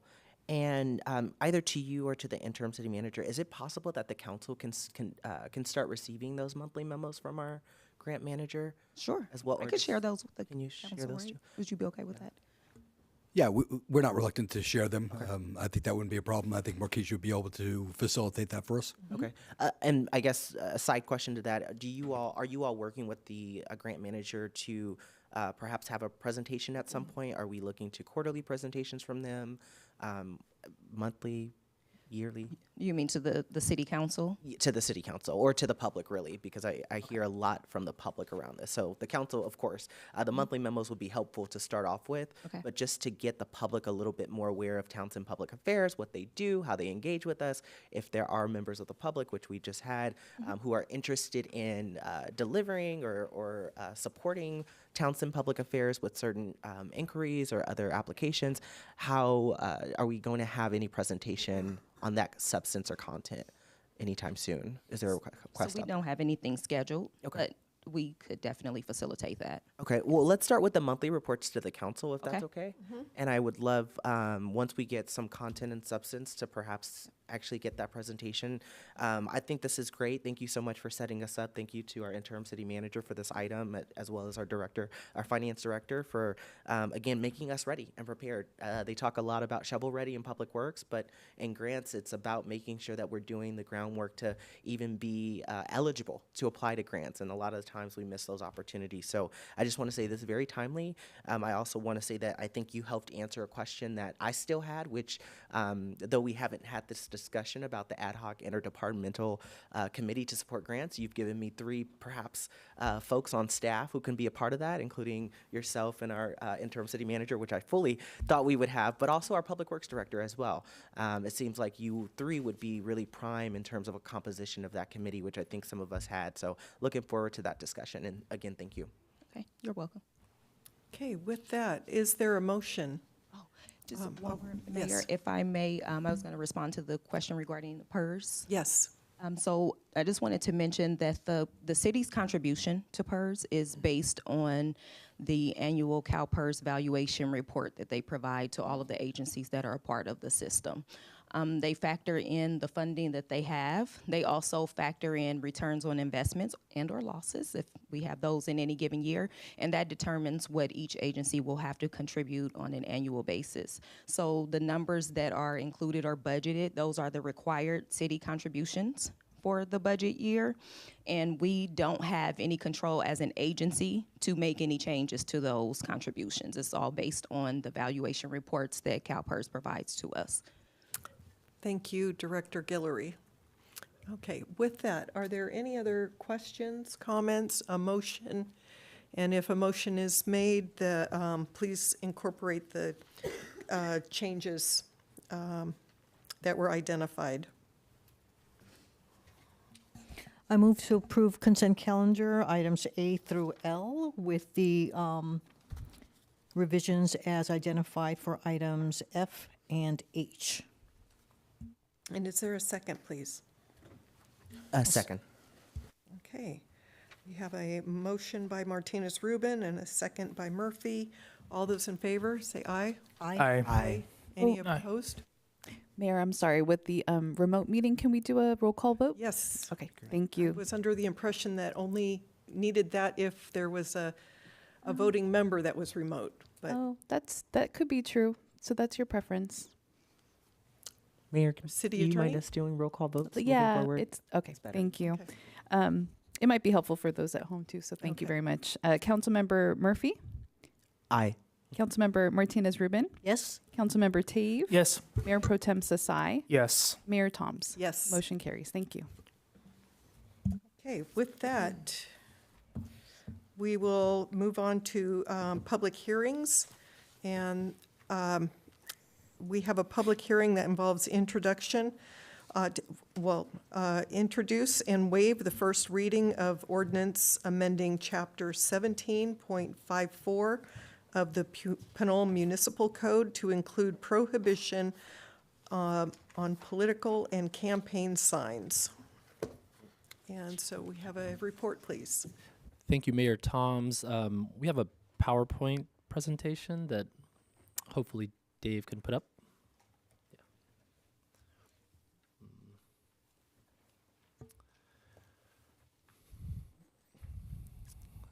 Great, thank you. So Mayor Toms, members of the council, staff, and public, Eric Kasher, City Attorney, this evening I'll be presenting an ordinance amending Chapter 17.54 of the Municipal Code, regulating campaign signs on city property. Next slide. So following the 2022 election cycle, the City Council discussed the need for review and updating of the city regulations related to campaign signs. We received some feedback from members of the public throughout the campaign season that there were signs being placed in medians and on city property. And so we were asked as the Municipal Code Update Subcommittee to review the regulations that we currently had in place and to make recommendations on any updates to our existing ordinance that would account for some of these issues that were raised. So we did have 2 meetings in January and February of last year. The Municipal Code Update Subcommittee at the time was comprised of then Vice Mayor Toms and Councilmember Tave, and we reviewed some sample ordinances from other cities that have also regulated campaign signs, and there were some recommendations brought forward from the Municipal Code Update Subcommittee, and that's in the form of the ordinance that you see here today. Next slide. So just a little bit of background. We chose to focus on section 17.5403 of the municipal code, which is also the zoning code in the Pinole Municipal Code, because that actually covers and regulates signs throughout the city of Pinole. So currently, that section of the municipal code prohibits private parties from affixing signs to city property unless specifically authorized by the municipal code. Campaign signs and other political materials are not included on the list of signs that are expressly permitted, and so it's. But there is no explicit prohibition on campaign signs, meaning there's nothing in the municipal code currently that says that you can't place campaign signs on city property.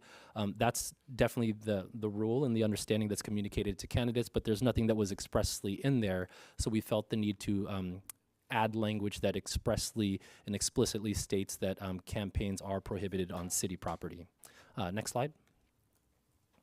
So the proposed ordinance that you have before you, included in the packet, creates that express language which identifies political and campaign signs or any other sign designed to influence voters to support or oppose any candidate or ballot measure as prohibited signage on public property.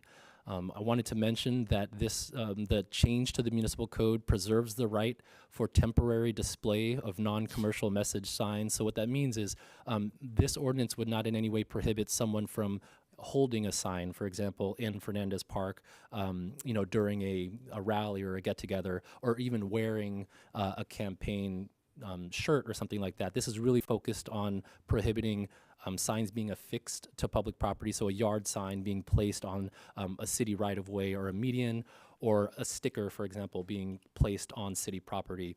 This is the type of signage that's being prohibited here. Next slide. This slide reflects the actual language change to the municipal code. So the language that appears in white is the current language within the municipal code, and the underlined section that's in yellow is the new language that's been added.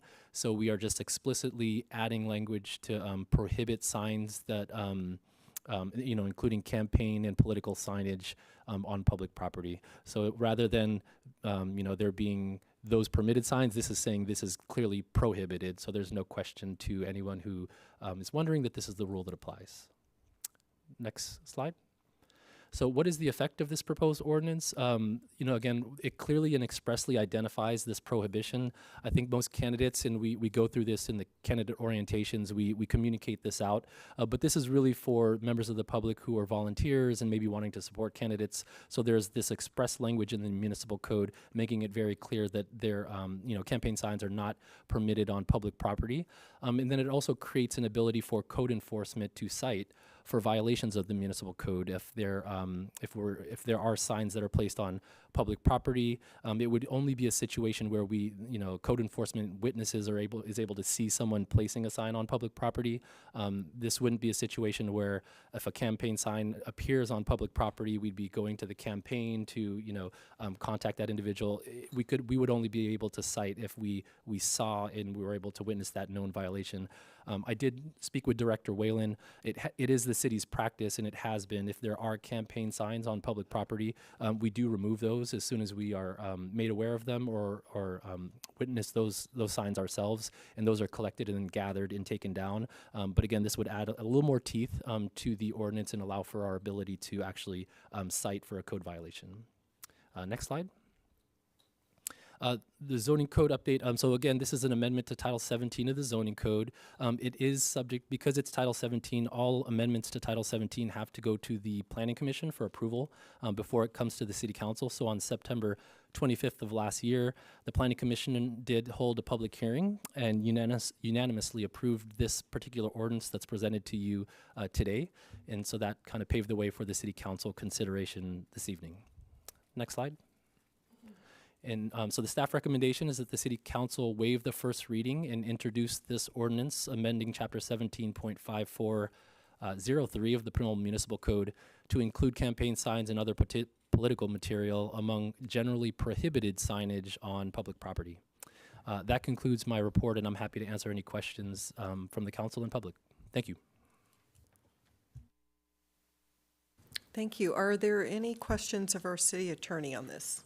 Yes, go ahead, Vice Mayor. Thank you. Well, thanks for the presentation. And my first question is, how does this ordinance change or improve enforcement, if at all, or improve the process for staff? I know you mentioned adding some teeth in this ordinance, but what does that actually look like in practice? Thank you, Vice Mayor Sasai. Very good question. Our ordinances in the municipal code are really just the framework. They're the kind of laws that apply. The code enforcement aspect of this is the practical side of it. And, we work closely with Director Whalen and our code enforcement staff. This is something that, because we now have language that's clear in the municipal code, and we could just clearly cite to this section. Before, it was a little ambiguous regarding where in the municipal code an actual violation would occur. The council, and through the interim city manager, can provide direction to staff to be more proactive about these types of things. But that's really what it would involve from a enforcement standpoint during election season. Having more regular kind of inspections of public right-of-ways and things like that to retrieve campaign signs. I think that's really how this would be implemented from a practical standpoint. Thank you for that. And my second question is, in reviewing the example ordinances from other cities through the mini code ad hoc subcommittee, what were some of the stricter regulations you've seen from other cities? Good question. So we review ordinances from maybe 3 or 4 different cities, and I like to give a range of kind of, some of the most restrictive and then some of the least restrictive. Pretty much across the board, all of the ordinances were housed in a similar section of the other cities' municipal code. So it was the zoning code section that dealt with signage, just general signage. And then the only difference from what's being proposed today, there were other cities that had pretty robust definitions of what a political sign might be and the types of content. We went for a more general description of political signs. It's really in part to align with and be consistent with the First Amendment. There are a lot of First Amendment protections on speech and the ability to, to use signage as speech. And so we feel like this struck the right balance of, kind of defining campaign signs. It includes ballot measures, which is what we tend to see here in the city of Pinole. And it didn't include things that other cities had that really we haven't really seen here, and it just wouldn't apply as readily. Thanks. Stated here in the staff report that this is a minor text amendment, but you would still say this is pretty substantive and impactful. Yeah, so it is a minor text amendment in that the language that you saw on the screen is literally the only change that we're making. We have adopted ordinances where we're adding full chapters to the municipal code. So I think in that regard, it is relatively minor, but I think from a practical standpoint, it is pretty significant because it really, it makes it very clear without any ambiguity that this is prohibited under the municipal code. There might be other rules that would apply, but in the city of Pinole, this is a clear violation of our municipal code, which gives us that code enforcement authority to cite. And I think from a staff perspective, it probably gives them more comfort, approaching someone to let them know that here's the section of the municipal code that you're in violation of if there's a need to cite. Great. Thank you, City Attorney Casher. Thank you. Any other questions on this side? Any questions on this side? Okay, with that, questions? Yes, go ahead. Thank you for this presentation. Long time coming. And its simplicity, one would expect that it does have an effect, but it remains to be seen. And one of the things that occurs to me is that, as you phrased it, the presentation was, of course, also to benefit the public who may not be at that candidate orientation. So question then to staff is, what materials are made available at candidate orientations that would explicitly identify that there's a prohibition of campaign material posted on public property, and along with that, identification of public property?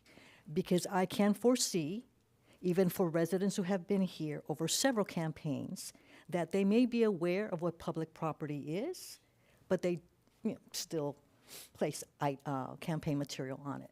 So can we include in material that's made available to candidates as well as to the public. And so it would be, for example, that section of our website that is about campaigning and campaigns, what examples of what that public property is one question. And then the other, I think, had to do with, what is public property? Yeah, I think that's it. Thank you. Through the chair, happy to answer that. Absolutely, it's our intention. If adopted, this would be included in materials that are provided to all candidates, and we'd encourage candidates to share that with volunteers so that there's clear understanding of these rules that apply. I think we always assume good intentions. So if there are campaign signs that are placed on public property, I think there just needs to be more education, frankly, out there. I think there is a lot of ambiguity sometimes about what is public property and not. Sometimes you don't know that until you're, reprimanded perhaps and told that you have placed a sign on public property. So I think we will obviously include information in the candidate materials and work with the city clerk's office to do that. This would be part of the trainings. And one thing that we also plan to do, and I talked to Director Whalen about this, to the extent that we are seeing this occur in the next election cycle, we'll retrieve campaign signs and then have conversations with campaigns, obviously, just to let them know that we've retrieved signs, remind candidates of the ordinance that's in place, and encourage them to remind their volunteers of this.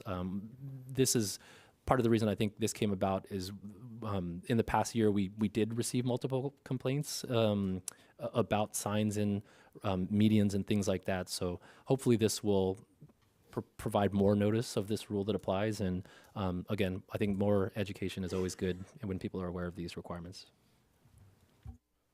Yeah, thank you. I don't think in the Muni Code there's mention of the dimensions of such signage. There's something, I believe, in the staff report, perhaps.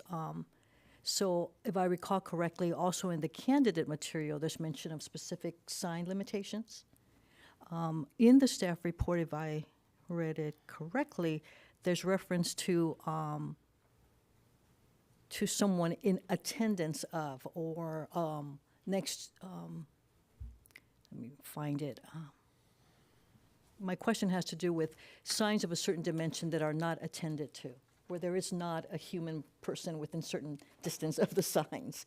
We had some instances of that in the past, in 2022, where there were very clever ways of displaying campaign material on San Pablo Avenue, for example, by creating by covering a vehicle with all kinds of the same size of sign, but multiply that times X number of signs. I don't know whether that would meet the language of the ordinance or not, or whether we wanted to. So that I understand, if the question is, so this would prohibit campaign signs on city property. So if, so this would be, a yard sign being placed on a sidewalk or within a park.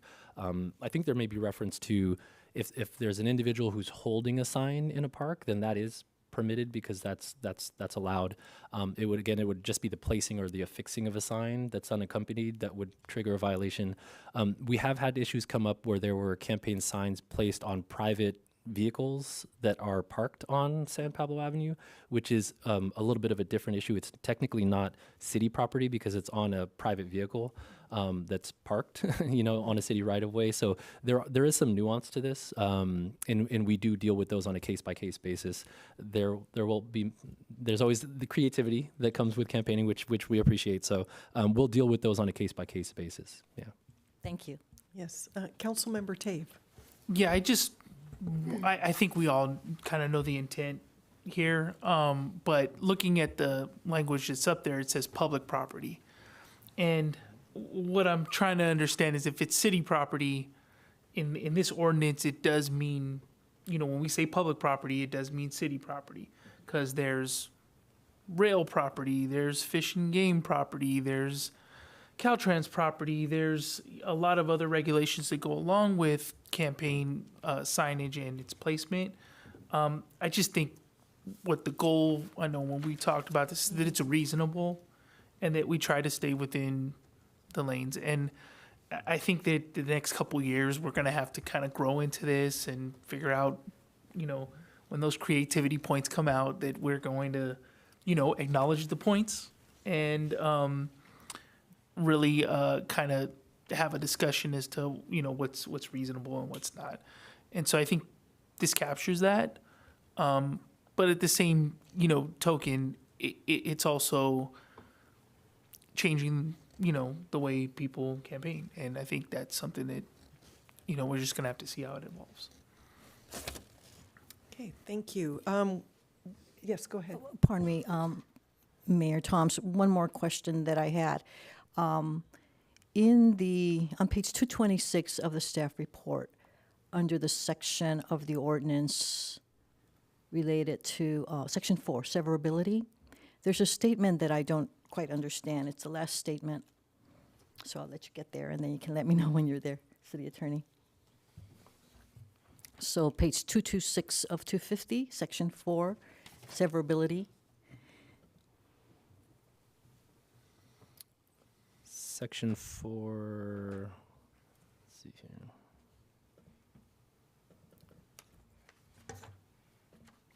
Uh, 17.54040. Is that right? I'm there, if Oh, that's the one. ordinance. Okay. Just got it. Okay, so the statement reads, the City Council of the City of Pinole hereby declares that it would have passed each section, subsection, subdivision, paragraph, sentence, clause, or phrase hereof, irrespective of the fact that any one or more of these sections, subsections, et cetera, or phrases be held unconstitutional, invalid, or unenforceable. So as a layperson, I'm reading, probably misinterpreting this, so I would ask for your help to interpret it correctly. Does this statement mean that the city would pass something that negates the validity of the ordinance and any amendment as the one on which we are voting today? No, so that's pretty standard language. I actually include that in all of our contracts as well. And what it essentially says is that if we adopt this ordinance in later on, by legislative action of the state, for example, next year, they adopt a law that somehow changes a minor requirement in here, that new law will in no way invalidate the entire ordinance. It would only apply to that limited section of the ordinance that was invalidated later on by a change in law. And then we would go back and clean up the ordinance to make sure it's consistent with law. But that's just kind of a catch-all language that gives us the authority to still enforce the full ordinance if there's a change in law later on that negates just a small portion of it. Okay, thank you. All right. Thank you. So with that, I'm going to go ahead and open the public hearing. Do we have any public comments on this? No, there are no public comments. Okay. We do have, in person, we have none online. We have James Tillman, also Irma Ruport. Okay.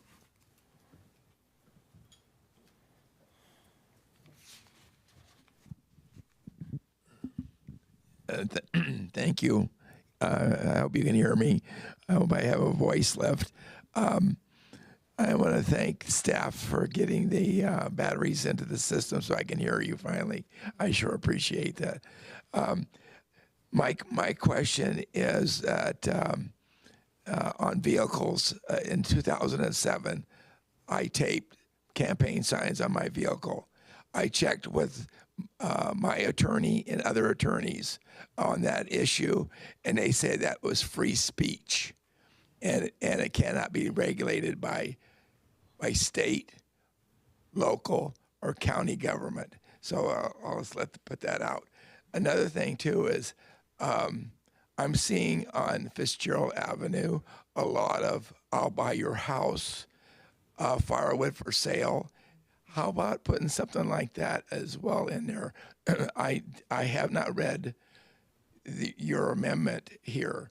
I'm sorry that I'm late to the game, but I've had other issues in my life handling.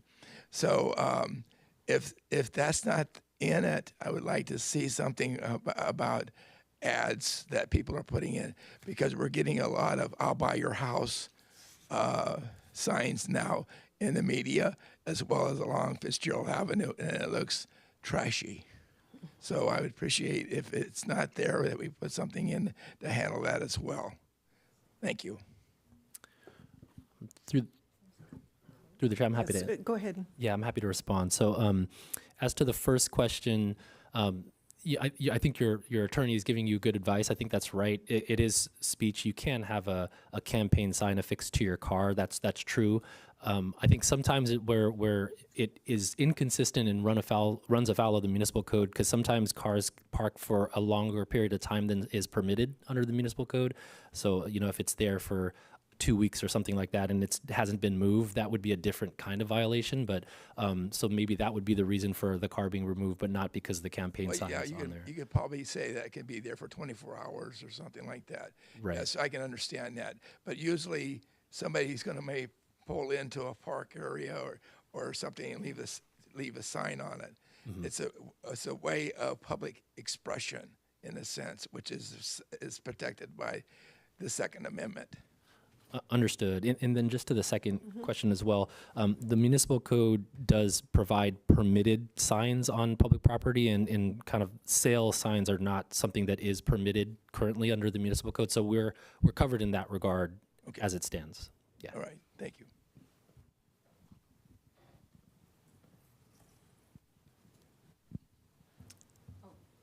Yes.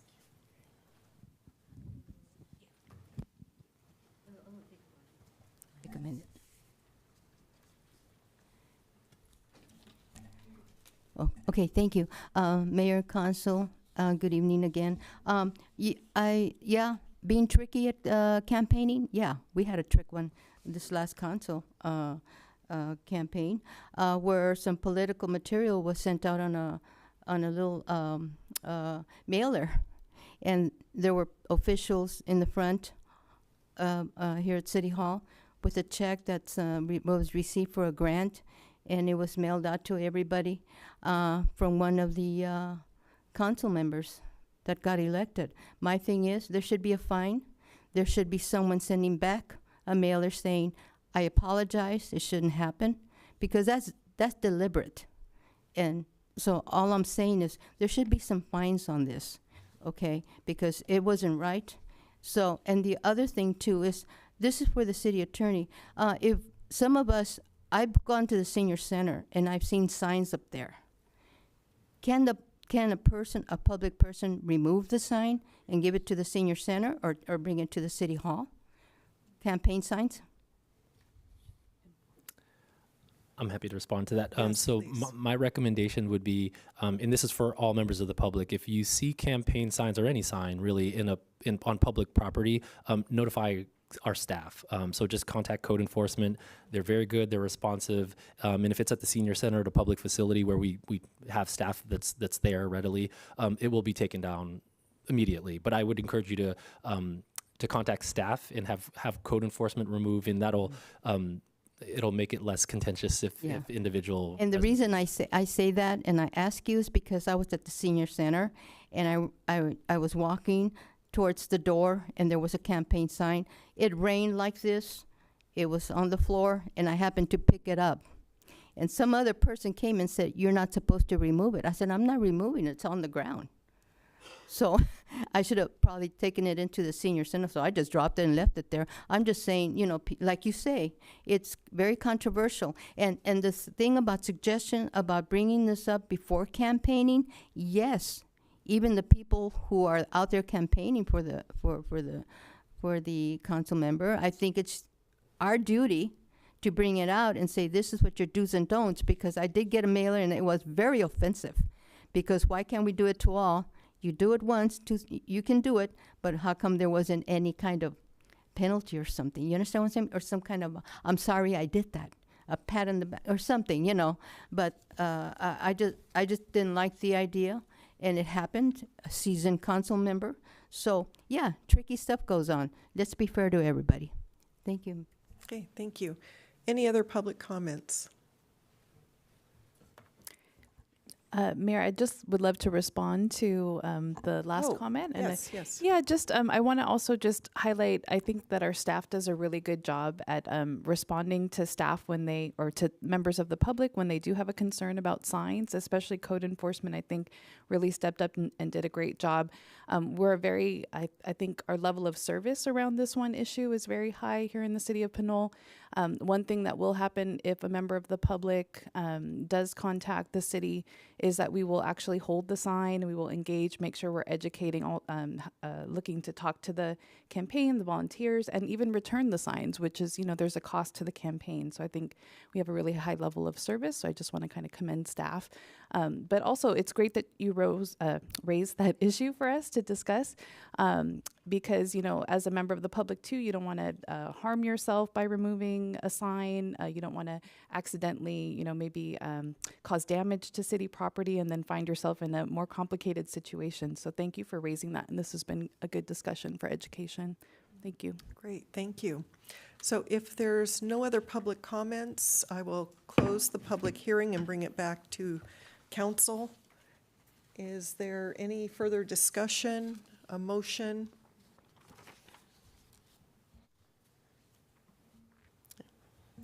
If no further discussion, I'll move that council accept the staff's recommendation that the city council waive the first reading and introduce an ordinance amending chapter 17.54 of the Pinole Municipal Code to include campaign signs and other political material among generally prohibited signage, consistent with the current general prohibition of affixing signs to city property by private parties. I'll second. And second, we have a motion by Martinez Rubin and a second by Councilmember Murphy. Roll call, please. Thank you. Councilmember Murphy, Yes. Councilmember Martinez Rubin, Yes? Councilmember Tave, Yes. Mayor Pro Tem Sasai, Yes. and Mayor Toms. Yes, Motion carries. Thank you. thank you. Okay, with that, we will move on to the next item, and that is item 12A. That's a revised long-term financial forecast and results of the City Council directed forecast scenarios. And Director Guillory, please. Good evening again. I have a presentation coming up shortly. Next slide, please.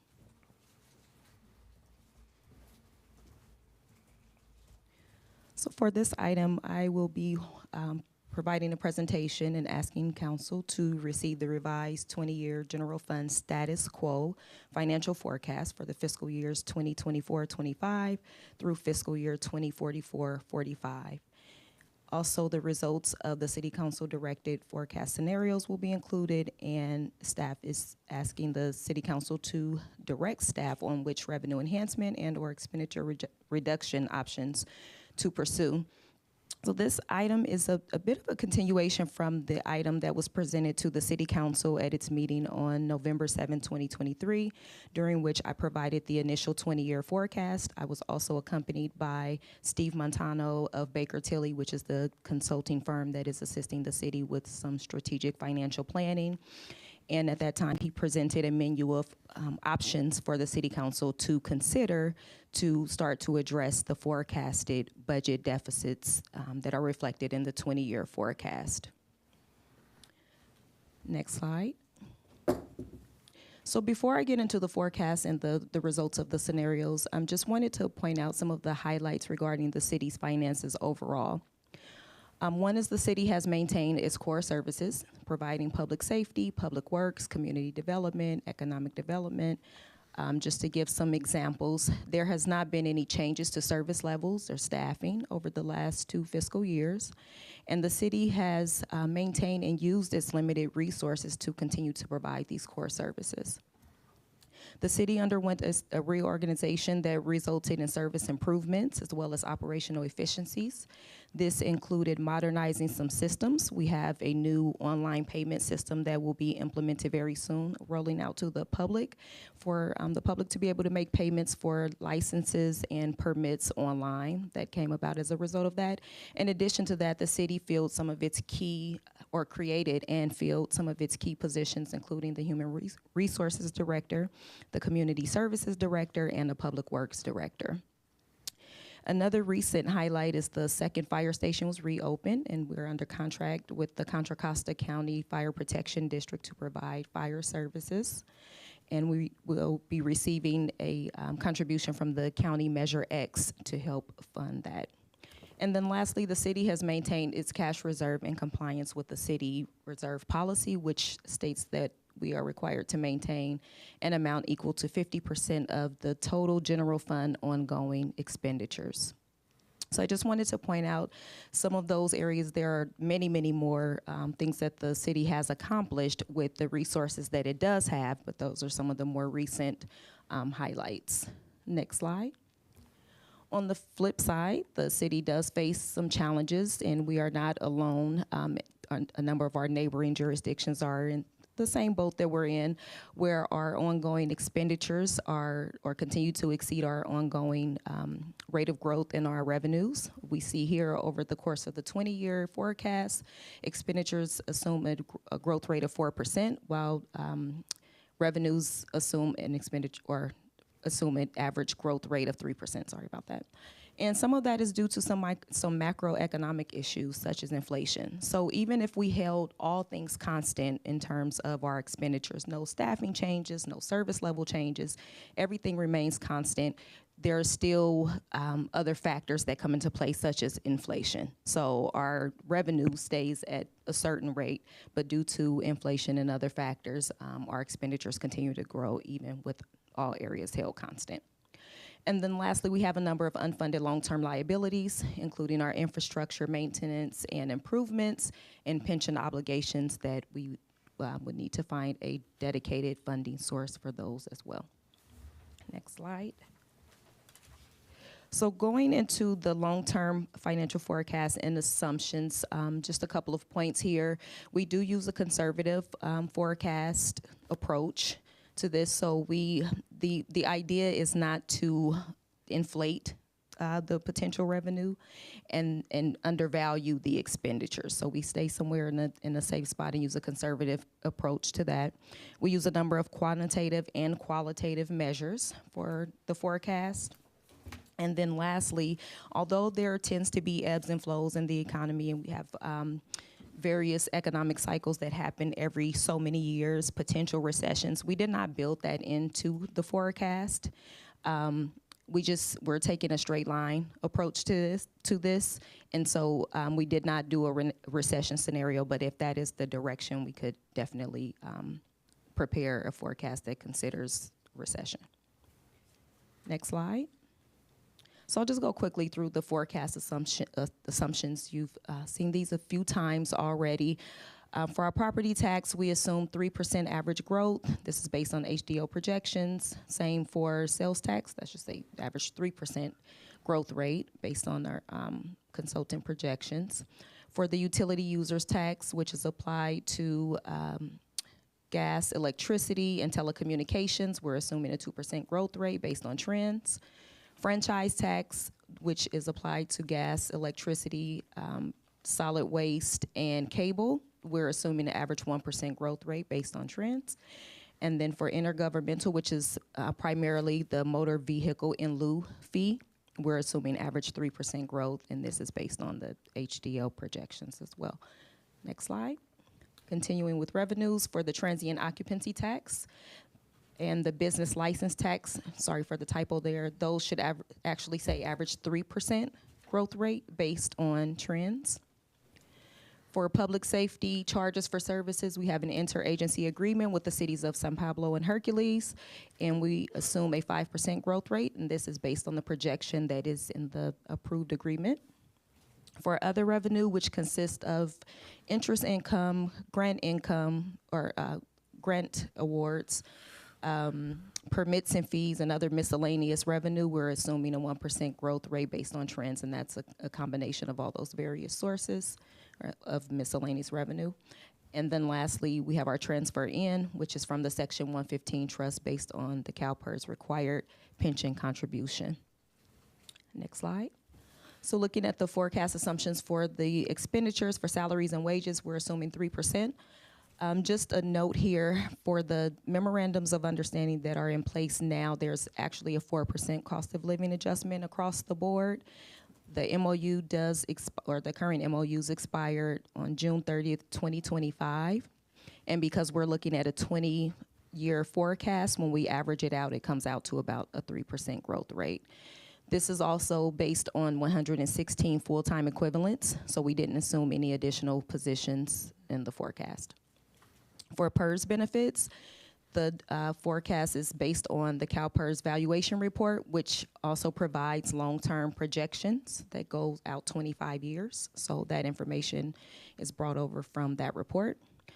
For other benefits, which is medical, dental, vision, workers' comp, we are assuming an average 5% growth rate based on trends and based on rate information that we receive from service providers.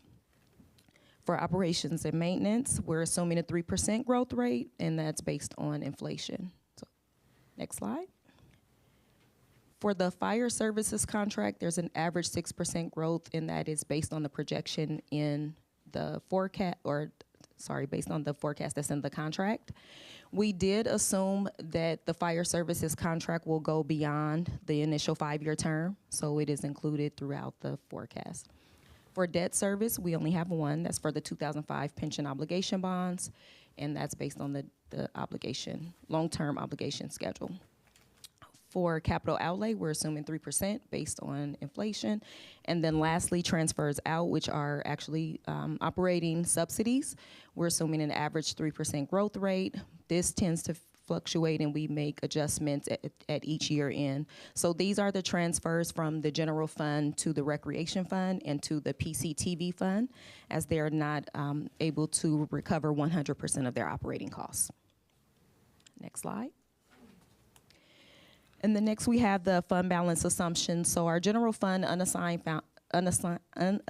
fund balance, which is the residual of revenues exceeding expenditures in any given year. We're projecting that it'll grow negative if expenditures continue to exceed revenues. That's if none of the options were implemented to close the budget gaps. The general reserve, we've continued to maintain that, and it continues to grow if no changes are made to the policy. So we didn't forecast using any portion of the general reserve. That remains intact, and it meets the policy requirement.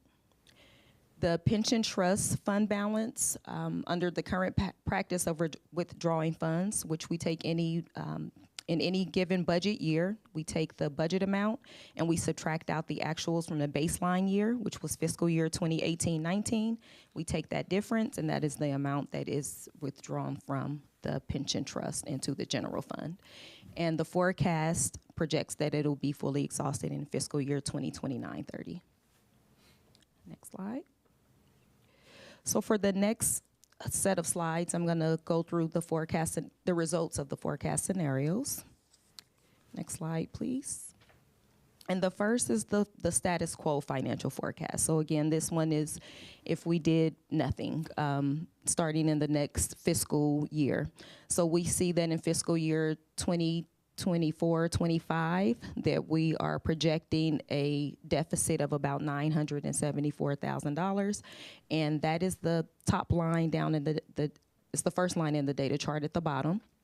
And we see that deficit continues to grow. It grows significantly in the fiscal year 2031 because the Section 115 trust will have been fully exhausted after the fiscal year 2030. So we see a huge jump to over $6 million in the 2031 fiscal year. So this chart here is just to give you a frame of reference, and then we'll start to look at the scenarios and how they vary from this status quo forecast. Next slide. So the first is the increase in the UUT from 8% to 10%. We assumed a 10-year sunset. And just to note that the city's last tax measure that was placed on the ballot was 2014. That was the Measure S half-cent sales tax. Or, I'm sorry, 2014. Sorry, I'm thinking that's the UUT in 18, right? Or Yeah. was it the? It was the Measure S 2000. It was the sales tax. Got it. Yes, yes. Okay. Not UT. It was actually the sales tax. So in 2018, the sunset was removed from the utility users tax. Yes. And that does not, the current 8% does not have a sunset date. So assuming that we see that we still show a deficit starting in the fiscal year 2025 and going through the 20 years, it just relieves the budget of about $500,000 each year going forward. This is a general tax. It can be used, the proceeds can be used for general purposes, and it requires a majority voter approval. Next slide. The next is expanding the 8% utility users tax to water service. As I mentioned earlier in the presentation, it's currently levied on gas, electricity, and telecommunications. So the city could consider expanding this to water service. And we see that the gap closes slightly, but we would still be facing a deficit starting in the fiscal year 2025. This source of funding would also generate around $500,000 per year. It is a general tax as well and requires majority voter approval if placed on the ballot. Next slide. So the next is to add a real property transfer tax, and this is based on information that you received in the past. We did base it on $12 per $1,000 of property value, and we went with that factor because that was the median for the comparator agencies that we looked at. Of course, that dollar amount could change if that's the city council's direction, but we went with that because that was the median at $12 per $1,000 of value. This tax could be a special or a general tax. Most cities that have a real property transfer tax has it as a general tax, and it just requires majority voter approval.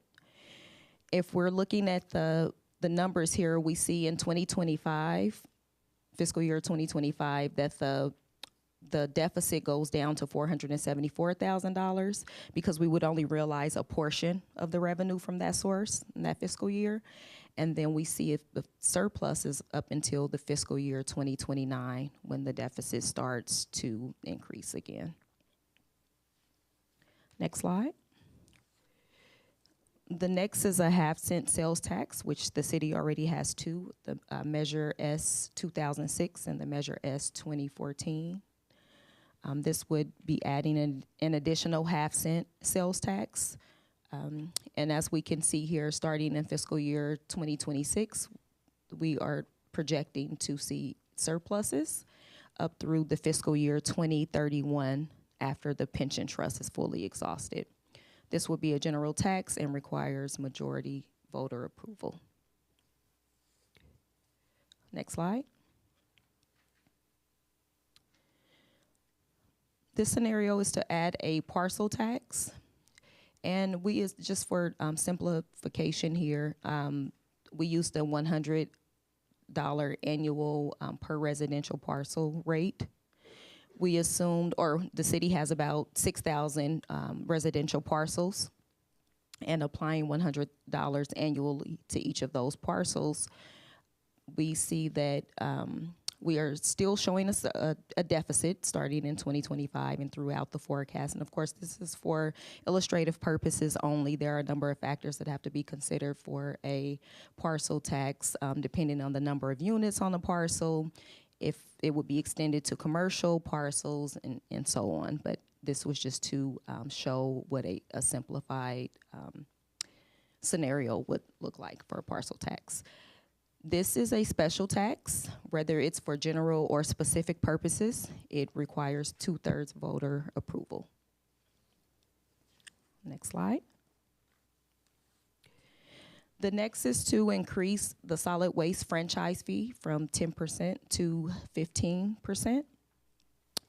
And this generates about $200,000 a year. It doesn't require voter approval, it just requires negotiation with the service provider if we were to do that. Franchise fees are also levied on gas and electricity as well as cable. Next slide. So the next slides are, does not require any ballot measures. These are things that can be done internally at the direction of the City Council. One is to reduce total expenditures by 4%. And we would immediately start to see a balanced budget in the fiscal year 2025. And then we see smaller deficits, but they're much smaller than if we compare this to the status quo forecast. But again, in the fiscal year 2031 is when we see the significant jump because of the loss of the revenue source. Next slide. And the next is just reducing the total expenditures by an additional 1%, so reducing by 5%. And we see a bit of the same trend here as we did in the 4%. Next slide. The next is to reduce the general fund reserve requirement from 50% of total ongoing expenditures to 25%. This does not generate or result in consistent operational savings. However, there is a windfall of money that we would realize, which is about $4.9 million. And that could be shifted to other uses, such as moving or shifting funds over to the pension trust to extend the lifespan of that trust, or using it to fund capital improvement projects. The other benefit to this is that the general fund would not be required to contribute any additional funds to the general reserve. We would just maintain what's in the fund already. And we would also gain interest income, so we wouldn't be required to transfer any funds from the general fund. Next slide. And then we have the reduction of the general fund reserve requirement from 50 to 40%. So similar scenario here, going down to the 40% level, we would see a windfall of $1.5 million that could be transferred out and used for other uses. And there, we would be required to transfer funds from the general fund to the general reserve to meet the policy requirement, but the contributions are much lower. And we see that they range from $44,000 up to $93,000 by the 20-year mark. Next slide. So the next ones we weren't able to model in the forecast, only because there are lots of assumptions to be made around these items. And what we would be looking for is direction from council if we wanted to engage any experts to perform any feasibility studies on any of these items. So we did discuss at the last meeting assessment districts, which is a special district that can be set up in a residential neighborhood or by businesses. And those properties pay an additional property tax to fund improvements within the boundaries of that district. The city currently has one landscape and lighting district, and it's along the Pinole Valley Road corridor, and it includes those businesses. It generates about $50,000 a year. And that goes towards the improvements and the maintenance in that district. So this could be extended. It does not require a public vote. And so if that were the city council's direction, we would engage an engineering firm to assist with setting up boundaries and making assumptions about what residents or businesses will be included in the districts. Another option is direct lending, and this is more for capital improvement projects. So Councilmember Martinez Rubin and I did have a conversation and presentation from a lender. There are several out there, just to provide us with information on the products that they provide to municipalities for capital improvements. And they loan funds from $100,000 all the way up to $100 million, some very small capital projects up to full development projects. And those are basically, they would lend the funds for the capital project, and then we would pay the annual debt service. So one thing to keep in mind there is that that would be an additional debt service expenditure that we would have if we were to go this route to finance any capital projects. The next is the Enhanced Infrastructure Financing District. This is also noted in the Economic Development Strategy as one of those areas where we would need to conduct a feasibility study because there are a number of assumptions that could go into this. This is typically used for affordable housing projects. So it's additional tax increment is similar to the how redevelopment was set up. And so as we develop, say, an infrastructure, the additional property tax that is associated with that would be used for those improvements. And so we would engage a firm to do a feasibility study on that if that is the direction of the council. And then lastly, we have the shared service model. Weren't able to find much information on this. Or what was discussed during the last meeting is possibly sharing equipment with other agencies in the neighboring jurisdictions, and then possibly setting up a joint powers authority for other post-employment benefits. And we weren't able to find a lot of information on this, even in speaking with some of my peers at other agencies.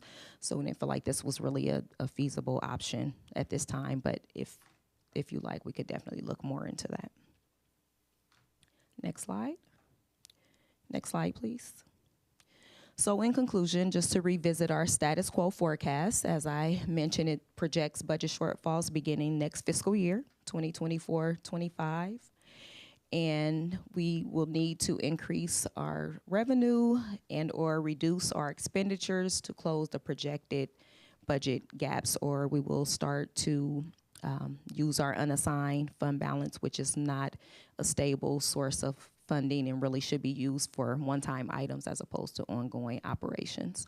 So we just wanted to present those scenarios that you all requested from the last meeting, and I'm open to any questions that you may have. That concludes my presentation. Thank you for that report. I'll move to my right. Are there any questions?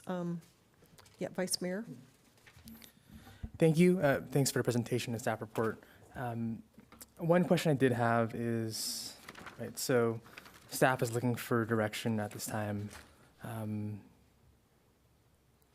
Given the timeline of the 2024 general election, is direction needed at this moment in terms of what exactly to place on the ballot for 2024 in November? Yes. Thank you for your honesty. Appreciate it. Great. Love that. So I want to talk about the half-cent sales tax measure. So in cities that usually have 2 active local tax measures, how do voters usually respond to an additional sales tax? Is it usually a hard sell, or does it work quite well in cities that introduce that? Yeah, so we did discuss this with the consultant that's assisting with that, and it's typically a hard sell, just to be, completely upfront. It is. Sometimes even 2 is a hard sell, and most of the cities that we looked at, if we're looking at our comparator cities, I think they were between 1 and 2 district measures. And so if this was introduced to voters, it would also be made known to them in the ballot, or maybe the voter guide, that there are existing 2 tax measures already, and this would be the 3rd. Mm-hmm. Okay, and then reducing total expenditures by 4% and 5%. Mm-hmm. This shown in the staff report, it shows the broad fiscal implications of this, but for the public at home who's wondering, how would this change the approach at City Hall, staffing levels, maybe completion of capital projects, and anything that impacts residents on a daily basis? Yeah, so it depends on what was cut. So if we're looking at the tables for the reduced total expenditures by 4%, for example, we see that in 2024-25, that will require a reduction of about $1 million, right? And so that could impact staffing and could include, staffing reduction. It depends on what the direction would be for those reductions. Okay, thank you. Appreciate it. No problem. Councilmember Murphy. Yeah, can you clarify? I know Vice Mayor Sasai asked, a decision need to be made tonight. What decision needs to be made tonight? I imagine that tonight we're not deciding that a ballot measure with its title, name, all that is being decided. Can you elaborate more about what decisions need to be made tonight or what you all are recommending? Yeah, so we're recommending which options the City Council would like us to pursue.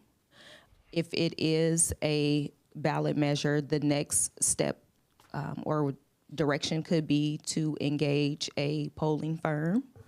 And so we're looking for that, not necessarily the ballot measure itself with language or. Okay, just wanted to Don't need the clarify level that, two just level because of I do detail. know that the polling is really important, right? Yes. In terms of course, engaging the public around even these choices. And like, we've talked a lot about this, or you all have given us a lot of information more so, and we've discuss and try to assess that information. But part of this assessment, right, in terms of getting something on the ballot is really what's most favorable to Pinole residents. Yes. And I just wanted to clarify that both for the council, but also just for the public to say, like, we want to know what you all think is most reasonable, plausible, and favorable in your households to get us to the point where we are a sustainable city. So that was really important in terms of understanding. One of the questions I had that I did not have last time, and I wish I did, which was not provided as an option today, are excise taxes, which are, my understanding is taxes that are they special taxes or are they general taxes? They're typically special tax because they have to be used for special purposes. Okay. Yeah. And how do we understand what things in Pinole are best to use that taxation for? What would be the process to understand that?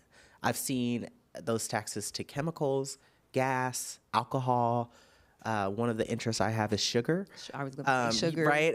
And I'm thinking about our beverages public has health. been a big one. Yeah, I'm thinking a lot about public health in Pinole and our young people, our adults, our seniors who like to buy soda.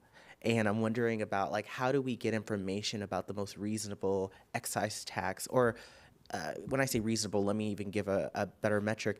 What funds what? I mean, how do we get more information about that from either the finance team or what kind of direction do you all need from us to kind of get more information there?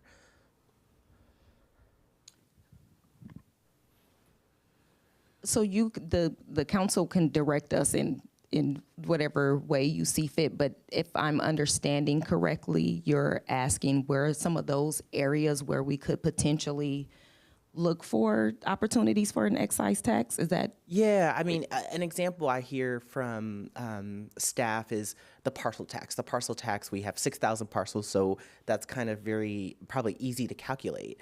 I'm not sure right now. I see young people, I see seniors buy soda all the time at the grocery store and at McDonald's, and we see the straws from those sodas often in the creek. So how do we understand better? Because I want to give you all direction on moving forward with this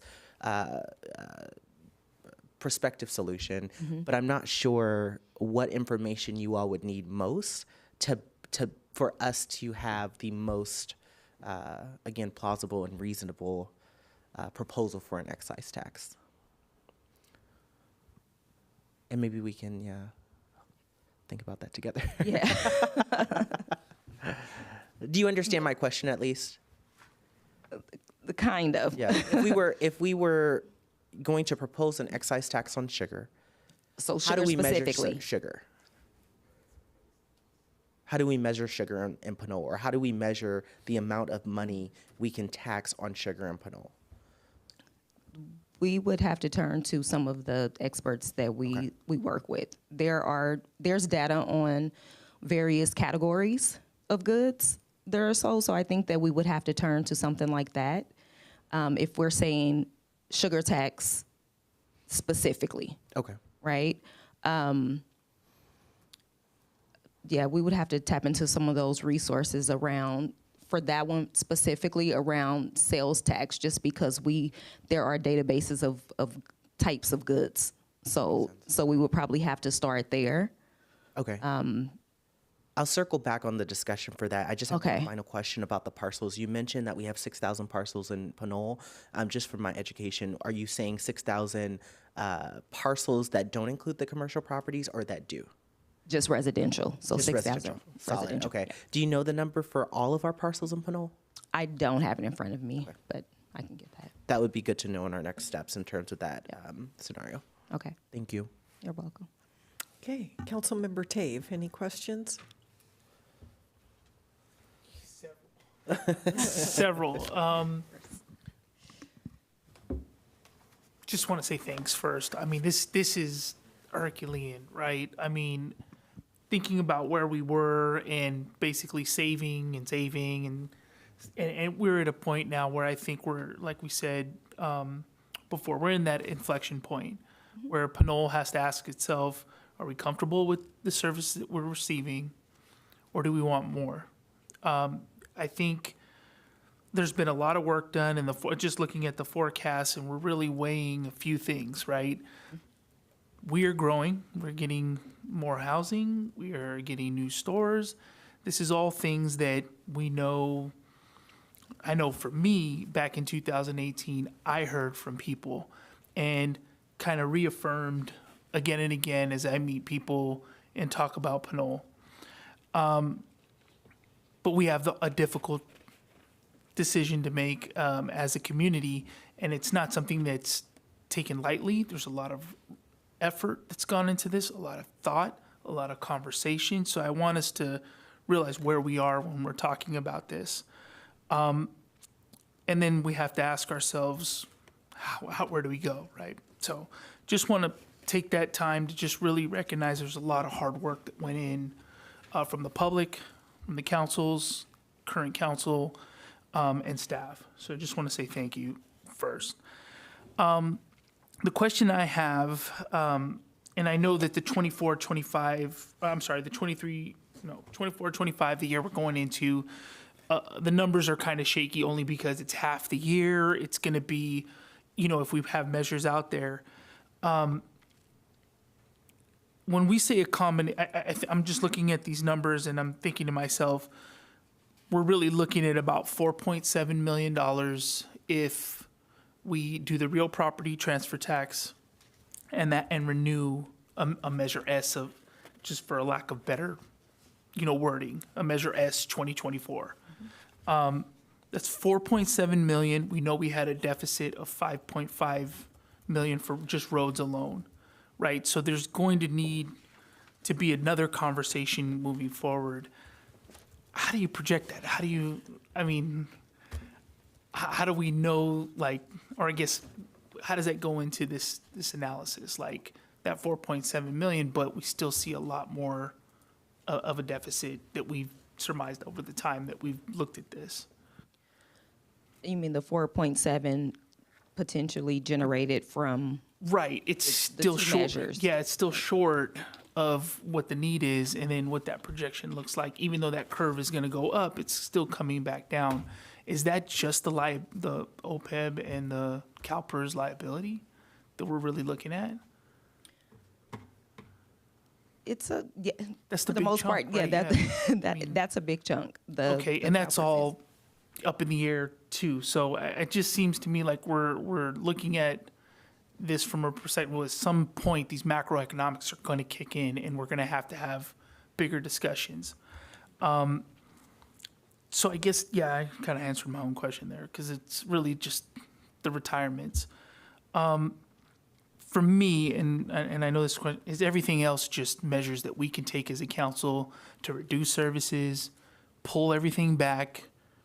We tried it out at Pinole. This is what, a successful city looks like, but, we're pulling everything back with, the reductions, the increase in waste, the what's it called? The waste enterprise fee or whatever it is, right? The franchise. Franchise fee. Everything else just seems like a measure for us to just pull back everything that we've worked on for all this time. So I'm just trying to figure out, are there any other options outside of financing or bond or anything like that? I mean, it's really going into debt. That's the only other option, right? Yeah, Okay. it is. That does Okay. add expenditures. I guess the tough part of this too is we're looking very far out, right? And so it becomes highly speculative, Right. too. Even looking out 10 years, right? Because there are ebbs and flows in the economy. We can only base it on what we have in front of us, right? But we still would like to be prepared by preparing these long term. So are we just looking at, when we do these measures, and let's say they passed 2024, we've secured the next 3 years for sure, just based on the math that we're looking at? Right. Okay. Yes. And then everything else kind of gets gray as we go further out. Exactly. Okay. Yep. And that's exactly what the forecast shows. Okay. Right. Okay. Okay. That was my quasi question. Councilmember Martinez Rubin. I think we all are thinking out loud together somehow. So a couple of questions for you, Director Guillory. Let me see.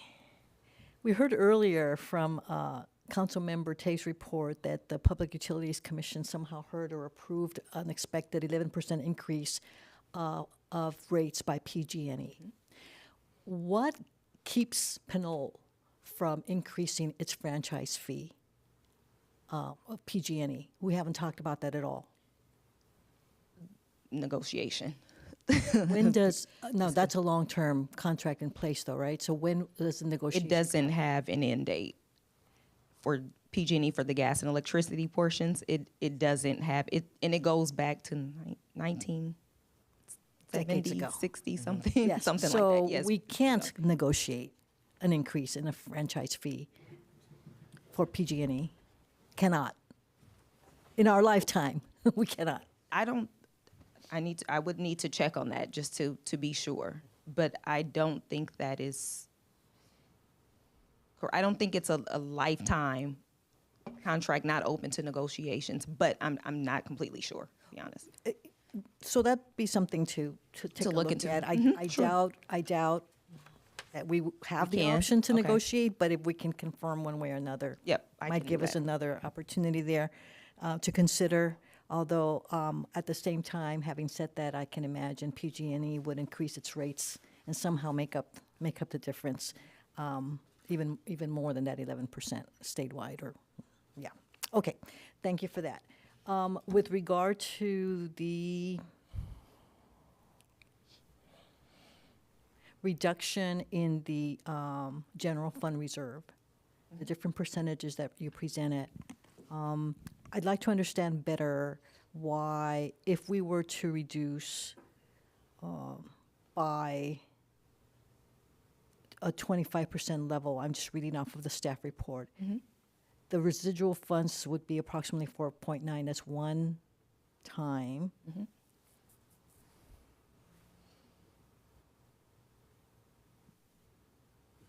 No, let me see. I'm looking for the part of the report that describes that a certain level percentage would have us, what would be available to us would be the interest, and that would be sufficient. We wouldn't have to put any money into that reserve after that. But I don't understand why that is. We estimate, what, a 10 point something million, 9.3 or $10 million as of now in that reserve. And so are we to understand that that is sufficient ongoing? Yes. Just on interest alone, that would suffice for 6 months of operations should we need it? Yes. So if you look at in attachment B, there's the table that shows the the actual figures.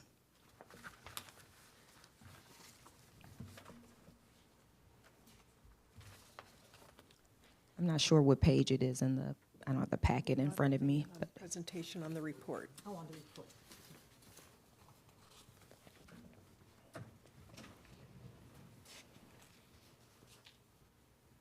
I'll simply listen to you. I'm looking Okay. at tiny numbers on my Go ahead. screen. Okay. Tiny numbers on the spreadsheet. So it's the one that says reduced. It was one of the attachments, reduced general fund reserve requirement from 50 to 25%. So in the fiscal year 23-24, we have a balance of 10.1. If we're going to reduce the reserve, we're reducing it by half, right? Down to 25%. We would be able to withdraw $4.9 million, and still the balance that we have would still be 25%. So it's not, I guess that's where I need to correct myself. So it wouldn't be 6 months of expenditures. It would be down to 3 months if we go down to the 25% level. So we would be able to withdraw the 4.9 million, which puts us at $5.6 million, which would be 25% of the total general fund expenditures. And then going forward, that amount is rolling forward plus is gaining interest. And then the amounts at each fiscal year based on the table, those represent 25% of the total general fund expenditures. So we wouldn't be required to contribute any additional general funds to the general reserve fund. Now it changes at the 40% level, but still significantly lower to what we are contributing or transferring from the general fund to general reserves now. Okay. Does that make sense? It will, again, as usual, after the meeting is over. I get that. It's mighty different if it doesn't. Thank you, though. But my concern underlying my attempt at asking something here is that the city not be in a position, whether it's a 25% reduction or 40% reduction in what we currently allot from the general fund to the general reserve, that we, as a city, not be in a position where we cannot meet our daily obligations, including paying staff for a certain period of time, which I understand is with the operations. That's why we have that reserve.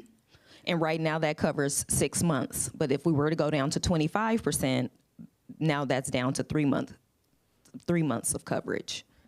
So that does, it changes things. But the balance still remains. All of the balances that you see on each one of those fiscal years represents that 25%. Okay. It changes things, certainly. Yes. Okay. So key to our understanding here is that we need to, first, whichever approach we give direction on to increase revenues, the purpose is to stabilize that general fund. And my question last time we had our consultant with you was, can you please explain or rephrase again, re-explain again why we need to think of things in terms of a sequence? So once we stabilize that general fund in whichever way we agree to do so, we will then remain in a position as a city to be able to seek alternative sources of funding, which may not be among those included here, but that we might consider because of those other two items that we must attend to at some point. And those are the pension obligation, the pension obligation, the benefits, OPEB, and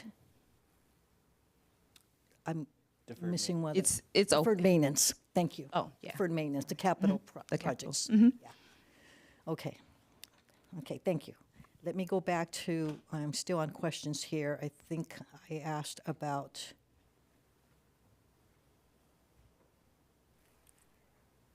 actually, Councilmember Sasai asked a bit about when we talk about reducing total expenditures by 4 and 5%, in the staff report we have if we reduce across the board, but that across the board is pretty broad. We still have to determine what specific areas in operations and otherwise we would want to be reduced. Yes, okay, absolutely.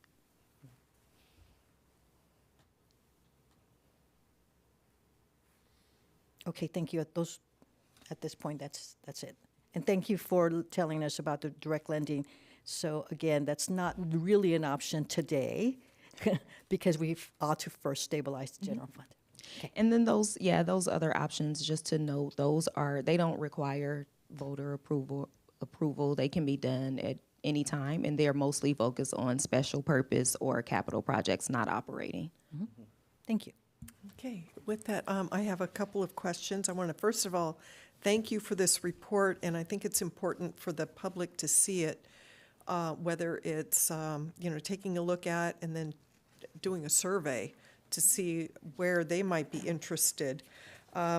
I see a couple of different categories. One would be, something like a user tax, and then, the real estate property transfer tax is not paid for. It's only paid for by people buying or people selling, and I have a concern about trying to encourage people to move to Pinole because it's affordable, and then this could knock that out and not be affordable. So, it's an added cost to first-time home ownership, and then on the other end, it could be harmful to those selling property that need to have that revenue, their equity in their homes to help for care. So that's always a concern. But in looking at these, a 0.5-cent sales tax would be paid by people outside of Pinole, people that shop in Pinole. And we have a, really great retail area here in Pinole. So it's not a burden that's carried necessarily 100% by the residents. So I want to just kind of put that out there. Also, something like a parcel tax, I think, would be very equitable, but it would be it's a very steep hill to climb, especially if we have to get 2/3 voter approval. But I think we should still ask the question in a survey. I think it would be useful. But at the same time, I would want to make sure that if we're asking, about a certain amount of revenue, if we're expecting to get so much by a 0.5-cent sales tax, how much would it cost? I mean, what would we need? Would it be just the $100 per parcel? Times 6,000 to get us the same amount? I want to make sure we're sort of asking, about the same revenue piece. I think that we should actually move forward on a solid waste franchise fee increase. That's something that we can certainly work on doing. And we should also look at, a reduction, taking a look at what 4% looks like through, in our budget. Those are things that don't require voter approval. And I think it would also show residents in Pinole that, we're looking at trimming at the same time, if they can meet us halfway. But I would be in favor of, developing the survey to find out, what is the threshold that people are interested in? And would a sales tax be more,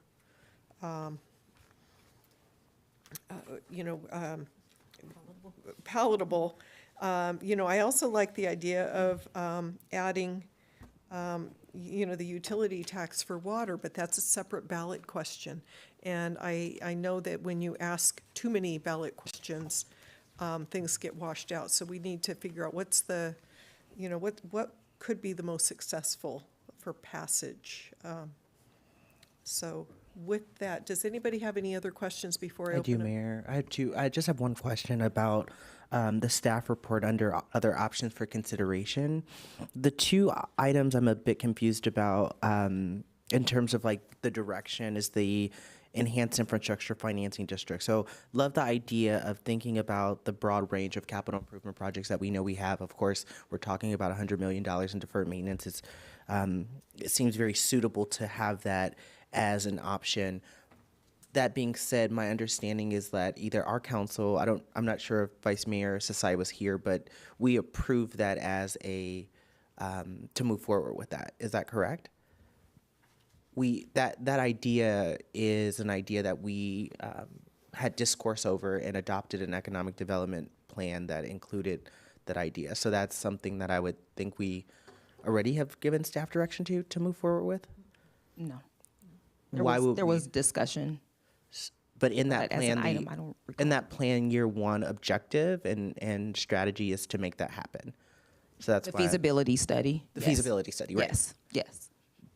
But That we're is in being- the economic development strategy, yes. Okay, but I thought we were being asked whether or not we should move forward with a feasibility study. Yes. So we Yes, can absolutely. do that. Mhm. Okay, We can so do we're that doing now that. if you want to, yes. So we don't need to make a motion on that. That's happening through this So process. no, it's not happening. Oh, Director Whalen is not here. As far as I understand, it's not happening. Okay. So that's where my confusion is. I know it's not happening currently. Otherwise, Right. we probably would have an update on it, and it wouldn't be something we're having a question of. Yeah. But my confusion is if we've identified that as a strategy for economic development and adopted that economic development plan, Mm-hmm. why do we need to consider the feasibility of it if we've already considered and said we would do it? Okay, I see your question. I don't know that all of the items, I guess all of the items in the economic development plan for year one implementation have all been approved to go forward. That's the way I Correct see it. I guess Okay. that's my question is, Okay. if we adopted a plan, Mhm. do we need to give more direction to staff that those actionable items in that plan happen? I mean, I don't know if Vice Mayor Sasai, you were here, but we adopted an economic development plan. We have that plan in motion, but I'm not sure if in my head, I'm not it's one of the items. It sounds great. Thank you for inputting it. I'm just wondering if we need to reassess that plan or reassess or if I'm bringing it up now and it's okay, let's move on it. It's done. We don't have to make a motion on it tonight. I see your 'Cause I just question. want it to happen, basically. So I'm really asking, do I need to make another motion to make it happen? Or did the implementation of Director Whalen is on to assist. Yeah, Madam Mayor. Yes, go ahead, please. Apologies. Thank you. Thank you very much. I've been listening to the conversation. So Director Guillory is correct that looking and studying that item is in the economic development strategy. That would, I have to take a look and see if it's in year one or year two. So if the council would like to move that up as a priority right now to study it, I think the council should give that direction to Director Guillory, tonight or in subsequent meetings. Otherwise, it would be on the track that it would be on in the process in the EDS. Solid. And the reason I'm asking that question is because there's so many options, which is great. You provided a expansive staff report. I was wondering if that objective would require even additional staff time if we've already been working on that. If that, for example, if we're giving you 10 options tonight, you have to go back and find 10 different consultants. In my head, we already approved that process. We've already approved that objective. We need to get it done. The feasibility of it. It doesn't mean that we're going to get it, we're going to have an EIFD, but it means that the feasibility report we should have. We've already approved that, unless a council member wants to make a motion to back out of that objective.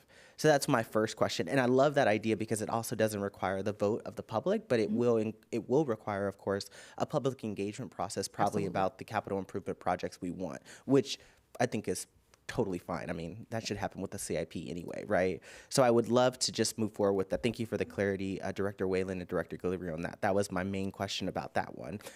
I have a similar question about the shared service agreement or shared service model, which I thought we had discussed and made a directive for staff to look into what it would look like for a public works partnership between the county and the city to happen. And I'm not sure where that's lying. I do hear your assessment here where it says after researching the options, it seems like they'll be difficult or unlikely to pursue.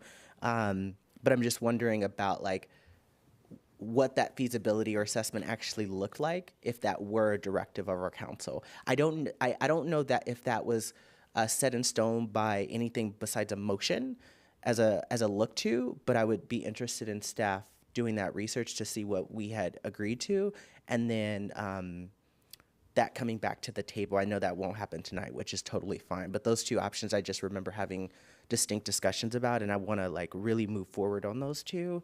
one, because we approve those, but two, because I'm just interested in what shared service models could look like, additional ones that we could look to, especially in public Specifically, works. City, county.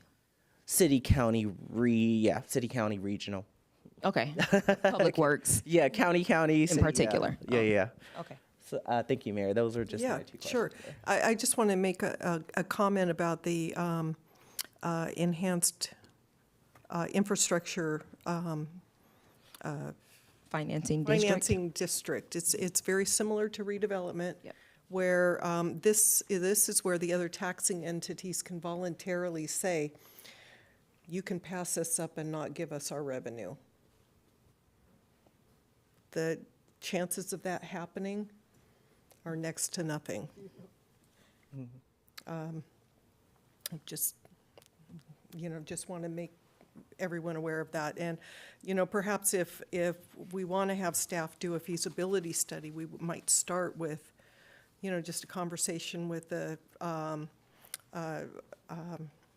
auditor controller to find out, if any of them have established in the county, because they have the option to say, no, Confire is going to want to, or not Confire, because they're not a taxing entity for us, but, the school district is not going to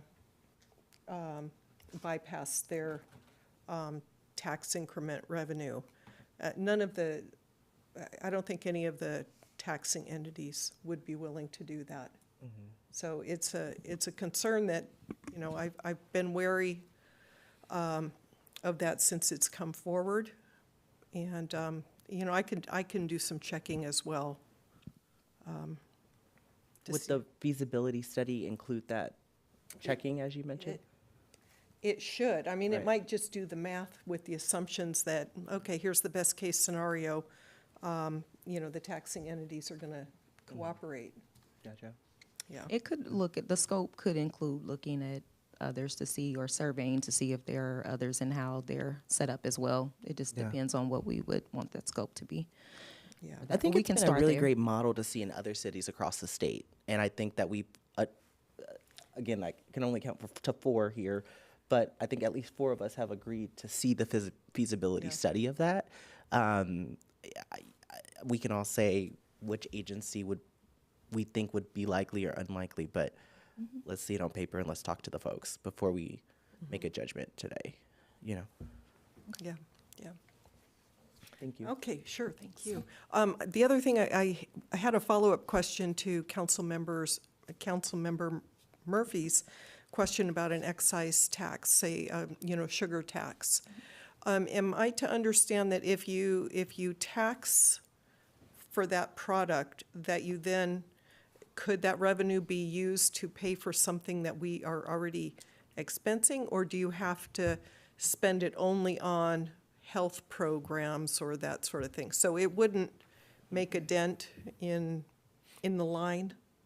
Right, and that's my understanding from Okay. other cities that have attempted the quote-unquote soda tax, is that it would have to be used for those specific programs. So it's not like it's going to replace or relieve the general fund of some other Okay. expense that we already have. All right, thank you. Okay, so with that, we'll go ahead and hear from the public. Do we have any members of the public? Yes, thank you. Rafael Menes.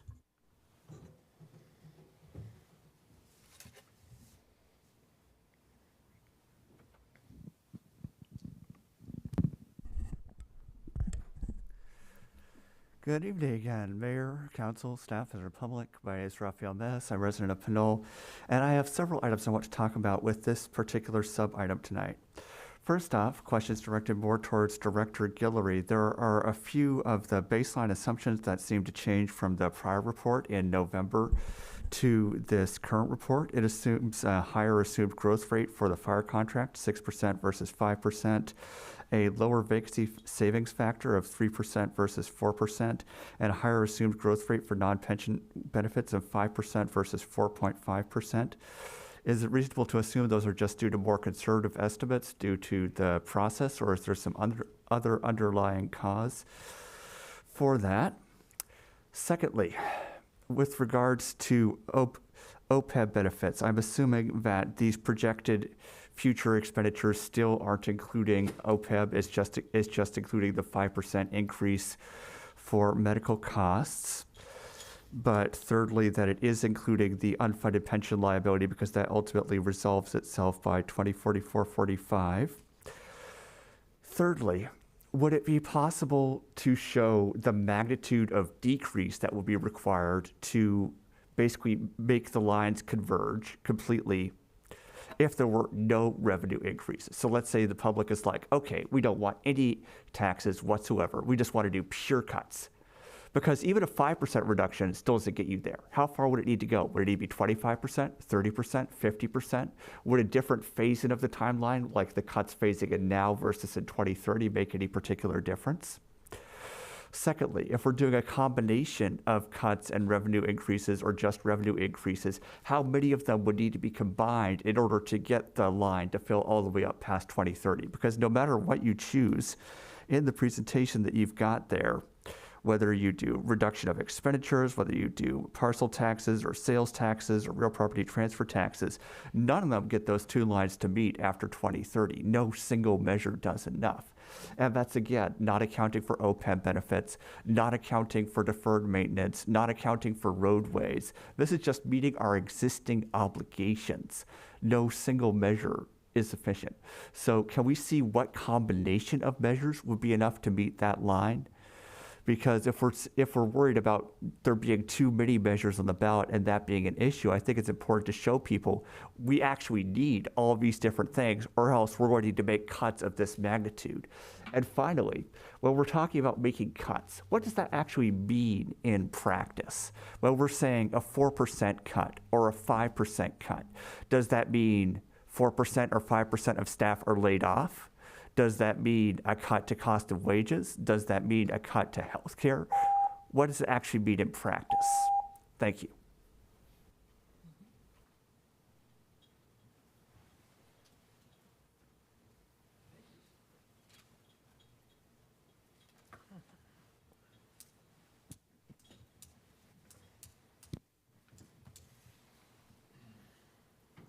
Yes, Mr. Tillman. Thank you. This has been a problem in our city for a long time. We're 5 miles wide. That's how big we are. But we need to come up, like you said, some type of way of measuring income. And I think, like you're saying, the taxes, sales tax would go up. It's transient people coming into our city, they would be paying for it. I'd also like to see my understanding that the sewer meeting that I went to on the 5th of last month, or 5 months ago, that Pinole has double the sewerage of mass than Hercules has. That means you have more people living in single-family housing. They're renting them. Is there anybody calculating the cost of charging them? That's another way of getting revenue. And it doesn't affect the single-family dwelling person, but the person who's making money off their home. And that would be one other avenue. And then also, the city still have a problem in the future. We need to expand. And the only way you can expand is to go into the county some way, to LAFCO, and to take property like Hercules has done, so you can have development. I know we can't go out towards the valley because East Bay Mud owns that property, and it's considered a refuge for water sources and so forth. But we have to think of some way of getting land so we can build out. And because, like I said, we're 99.99% built out. We're built out, basically. We can't go up. You can, but you got to destroy. You got to take out neighborhoods or take out other areas to build up. And I don't think we have the revenue to even do that. Or you'd even have the prospect of developers coming in. it would be nice. So I would look at the single family homes that are renting their rooms out for revenue, and sales tax. That's the only thing I see as an option. So thank you. Thank you. Oh, by the way, Hercules is not paying for a lease of their equipment on our land. How about that? How about doing a lease with Hercules for using the land as us being landlords of that property? Has anybody looked at that?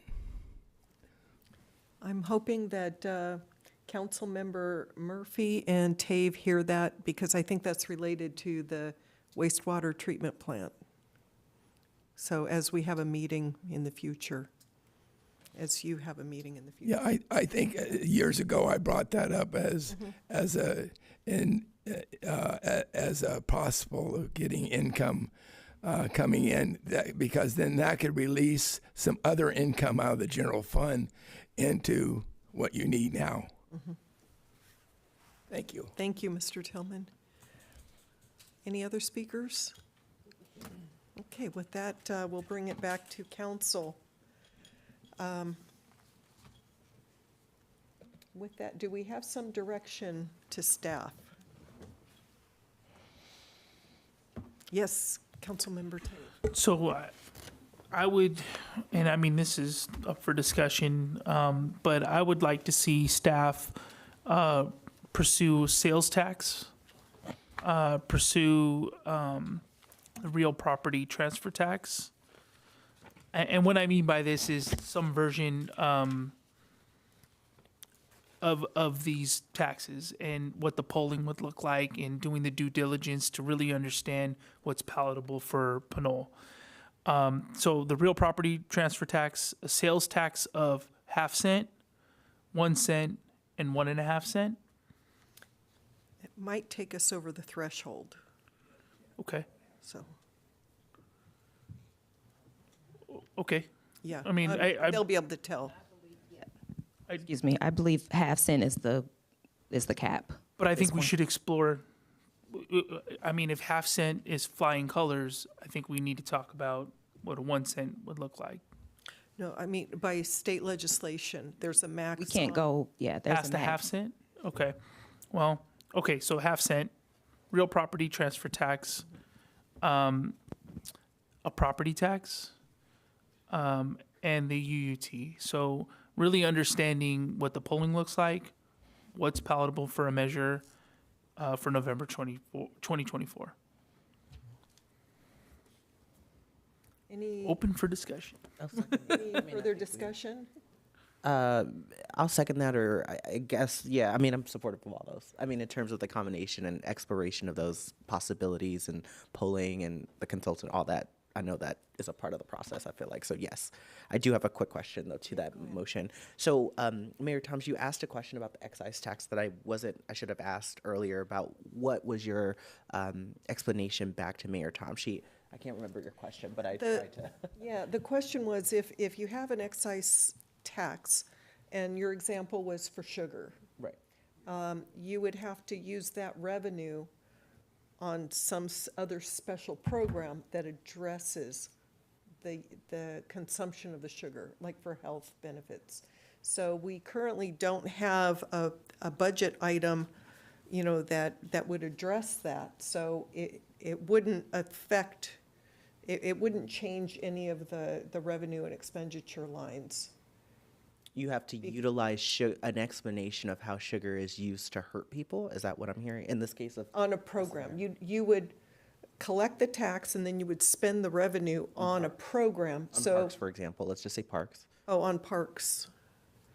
I need to. That's understand. actually, that's a unique- that's a good That's question. what I'm thinking. That's specifically what I'm thinking. That could be So I need considered to- a health Of course, right? benefit, right?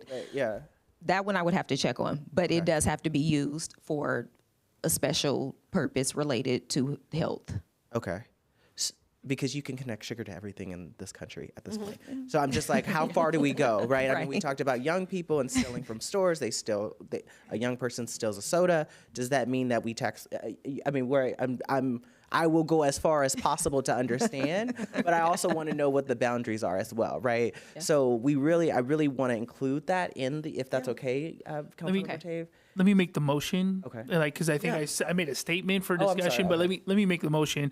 So I'm motioning for staff direct staff to explore the sales half-cent tax, or the sales tax half-cent, the real property transfer tax, a property tax, the UUT options that were presented, so the UUT tax and the excise tax on sugar. Or do you mean parcel tax? I'm sorry, parcel. Did I Okay. say parcel? Okay, well, Yeah. that's okay. Parcel. Then for UUT, it's the increase and levying the For water. UUT on water. So Right. both of those UUT. Okay. Right. So I think we need to be as fully transparent. I mean, just to make a comment, fully transparent to the people who are really going to be making the decision, our voters. So I think we got to give as much information to them as possible, give them the options. And before we go cutting and raising franchise, I think we should really give the citizens of Pinole the opportunity to make a decision on this, whichever tax they choose. They choose to choose, right? So that's my motion. Okay, and you I'm have a happy to second? yeah. Okay, any other discussion? Yes, Vice Mayor? No, nothing for me. Okay. Yeah, thanks. Well, I'll just say that, I think at the point now is that we need to do some education and some polling and get as much information as we can, because it is a heavy lift, that if we do take a revenue measure to the voters, that we're all going to have to support it. There's not some entity out there that is really going to support it. So, the city can educate, but we're going to have to be trying to sell it to voters. So, I mean, through the polling. no, I meant the next step. So we want to have as much good information as possible through the polling to get something, a proposal that's going to be successful. So even, I'm jumping ahead already to November. No, I got you. I'm just thinking to myself, even if the polling comes back where I'm not going to support any of these, right? Oh, then, yeah. I think it's important for this council, based on everything we've seen here, before we go start cutting and people are saying, why are the parks going sideways? Why are the roads crumbling even more? I think this is really one of those conversations that we have a series of answers that will help us here. And I think we have, I don't know, I feel a responsibility to put that to the citizenry. Absolutely. Okay. Did you have comments, or are you ready? Comments have to do with, my comments are about, now we're taking these discussion items that we've been attempting to understand and decide on for help by the public, because we can't, even the five of us can't decide on this, even tonight, or we can have 10 discussions and it's a difficult discussion. The difficulties are those kinds of things that I'm not sure polling covers. And so when the time comes to, quote, educate the public, at some point we ought to talk about what that's going to entail. Because it's not going to be the survey of 20 items times 4 or 5 possible measures. That's a very lengthy survey for starters. So we have to somehow understand from the pollsters how they're going to go about giving a presentation of these measures in such a way that the public is going to understand the results or the effects of their vote one way or another. Any one of these 5 items, from half-cent sales tax to excise tax, each of them is going to have a basis for either for having a voter say, sure, I approve, or I don't. But we're not going to necessarily understand that basis unless we ask about it. And we're going to come back, we're going to find ourselves again not knowing the why. And that's what I want to get to. Understanding why a voter would vote as they do. And they, the voters, us included, have to understand the implications of what voting one way or another means. That's the hard part. And again, I don't want to leave it just to a poll to cover all that ground, which we have attempted to do, not only this year, but in years prior when we have attempted to find ways to do something about balancing our budget, one, and now trying to keep it from further reductions over time. So those are my comments. And I will say that of my experience with the pollster that we used once before was, I would consider an alternative pollster. But that's my experience because they weren't always here to provide even counsel an explanation. I think they were ready to go and make presentations for the winning measures when we got to that point in polling, rather than taking us through, along with the public, explaining how it was that they went about their approach. I know I'm being general, but maybe we can revisit, the experience that the city has had with prior polling consultants and consider alternatives. Thank you. Great, thank you. Okay, if there's nothing else, we'll call the question. Thank you, Mayor. I did want to clarify the motion. Did we want it to just include the language that directs staff to retain a consultant? Or currently it just states for to direct staff to explore the options? Do you need that direction as well, to retain a consultant? To engage a polling firm? Yes. Yes, we would. Is I that would need that direction. acceptable Yeah. to the maker of the motion? Sure. And the seconder? Yeah, I think we should open that language up a bit, given what Councilmember Martinez Rubin is saying as well. We need a poster, but we actually need a team of people working on this measure to educate the public. If they can do both, that's great. And we really need to think about the timeline. So I'm wondering if we can open that up a little bit. If we want to use consultant, that's fine. If we want to use a team, that's even better. But the pollsters typically give you just data back. I'm wondering if we can actually really identify a team of people who are working on this, to your discretion, of course, as the finance director, or to the city, to the interim city manager and finance directors. Does that make sense? I mean, my hesitancy is really based on timeline, based on this understanding of what education and pushing education really means based beyond the data that we receive back. If we can get both and, that would be better.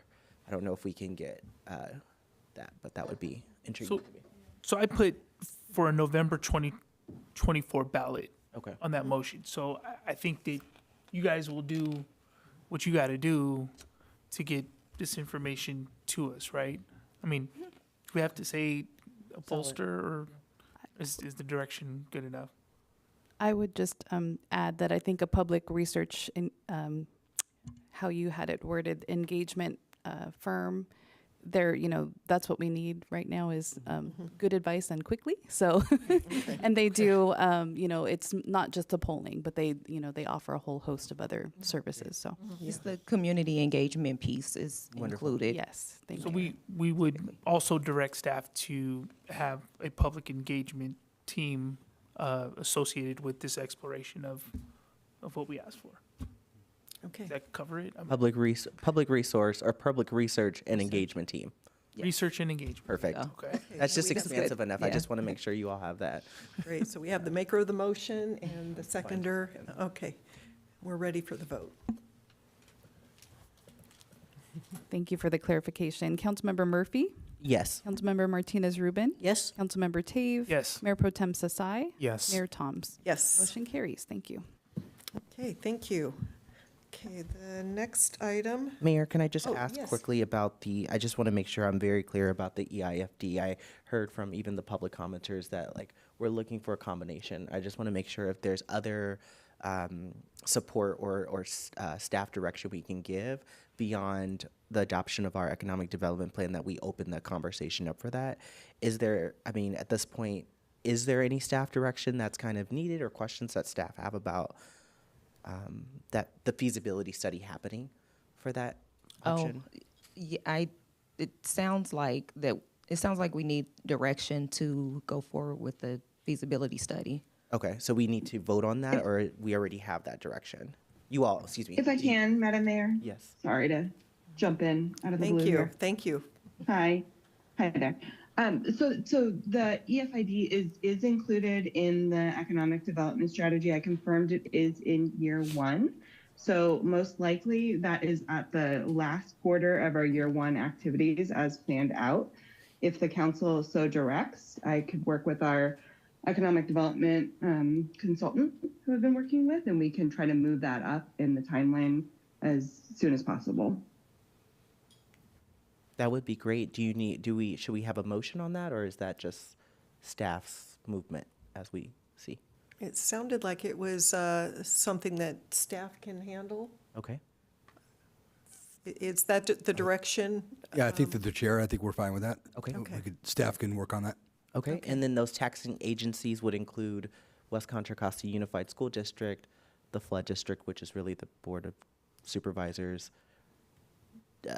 Perhaps you all can just send us a list of agencies to make sure we're expansive on that. I just want to make sure we get I's dotted and T's crossed. I think that I can work with Director Whalen and we can get you something. Solid, thank you. Okay. Mayor Toms, if I may, Yes, please. along with what we're going to hear regarding this EIFD feasibility is, I think what seems to be attractive here is that we're going to get tax increment. Don't want to assume that we're going to know what that amount is, so there'll have to be some study about that and when it would be received. Incrementally. Yes, but incrementally over how long a time? Sorry, I have to chuckle. It's not funny. It's not going to be 2 years from now. You'll be looking at probably at least 3 years out because it takes about 24 months to form an EIFD. Great, thank you.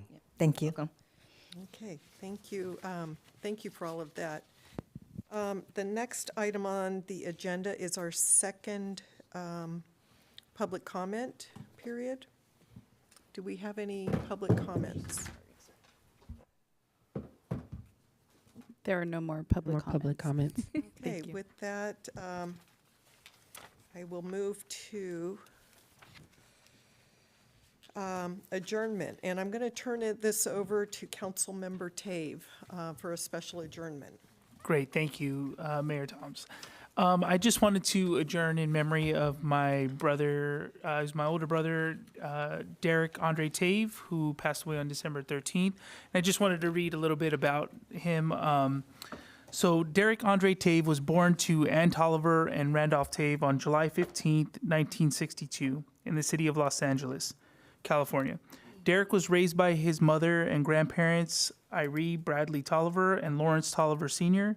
His uncle, Lawrence Tolliver Jr., had a great influence on Derek, particularly in his younger years. Derek attended Mount Sinai Church, where he was baptized. Derek was educated in Los Angeles Unified School District, where he attended Raymond Avenue and Emerson Manor for elementary school, Madison Junior High, and Grant High School. Derek was an outstanding athlete in high school, where he played basketball and excelled in track and field. His mother would not allow him to play football. In his teen years, he was also a lifeguard with Los Angeles County Parks and Recreation and was assigned to Jesse Owens Park in South Los Angeles. Derek had many hobbies as a youth. He enjoyed hunting and fishing with his grandfather, uncle, and later on his future stepfather.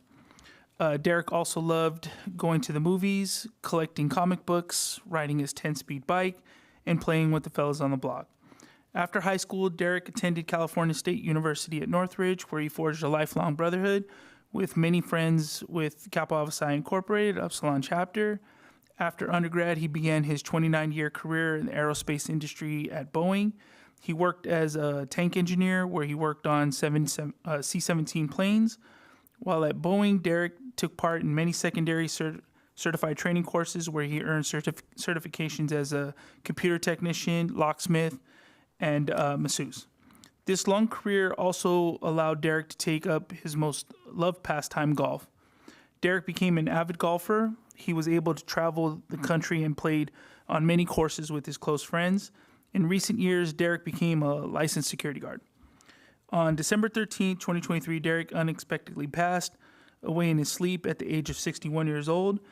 Derek was preceded in death by his beloved grandmother, Irene Bradley Tolliver, grandfather, Lawrence Tolliver Sr., father, Randolph Tave, and cousin, Lawrence Tolliver III. Derek leaves behind his mother, Ann Tolliver Binion, his sister, Kim Binion, and his forever love, Yolanda Barnes, his daughter-in-law, Tony Barnes, and his grandson of his heart, Cree Richardson. His sisters, Hillary Tave, Laura Tave, and his brother, Anthony Tave, wife Enid, and Mark Tave, his wife, Sabrina.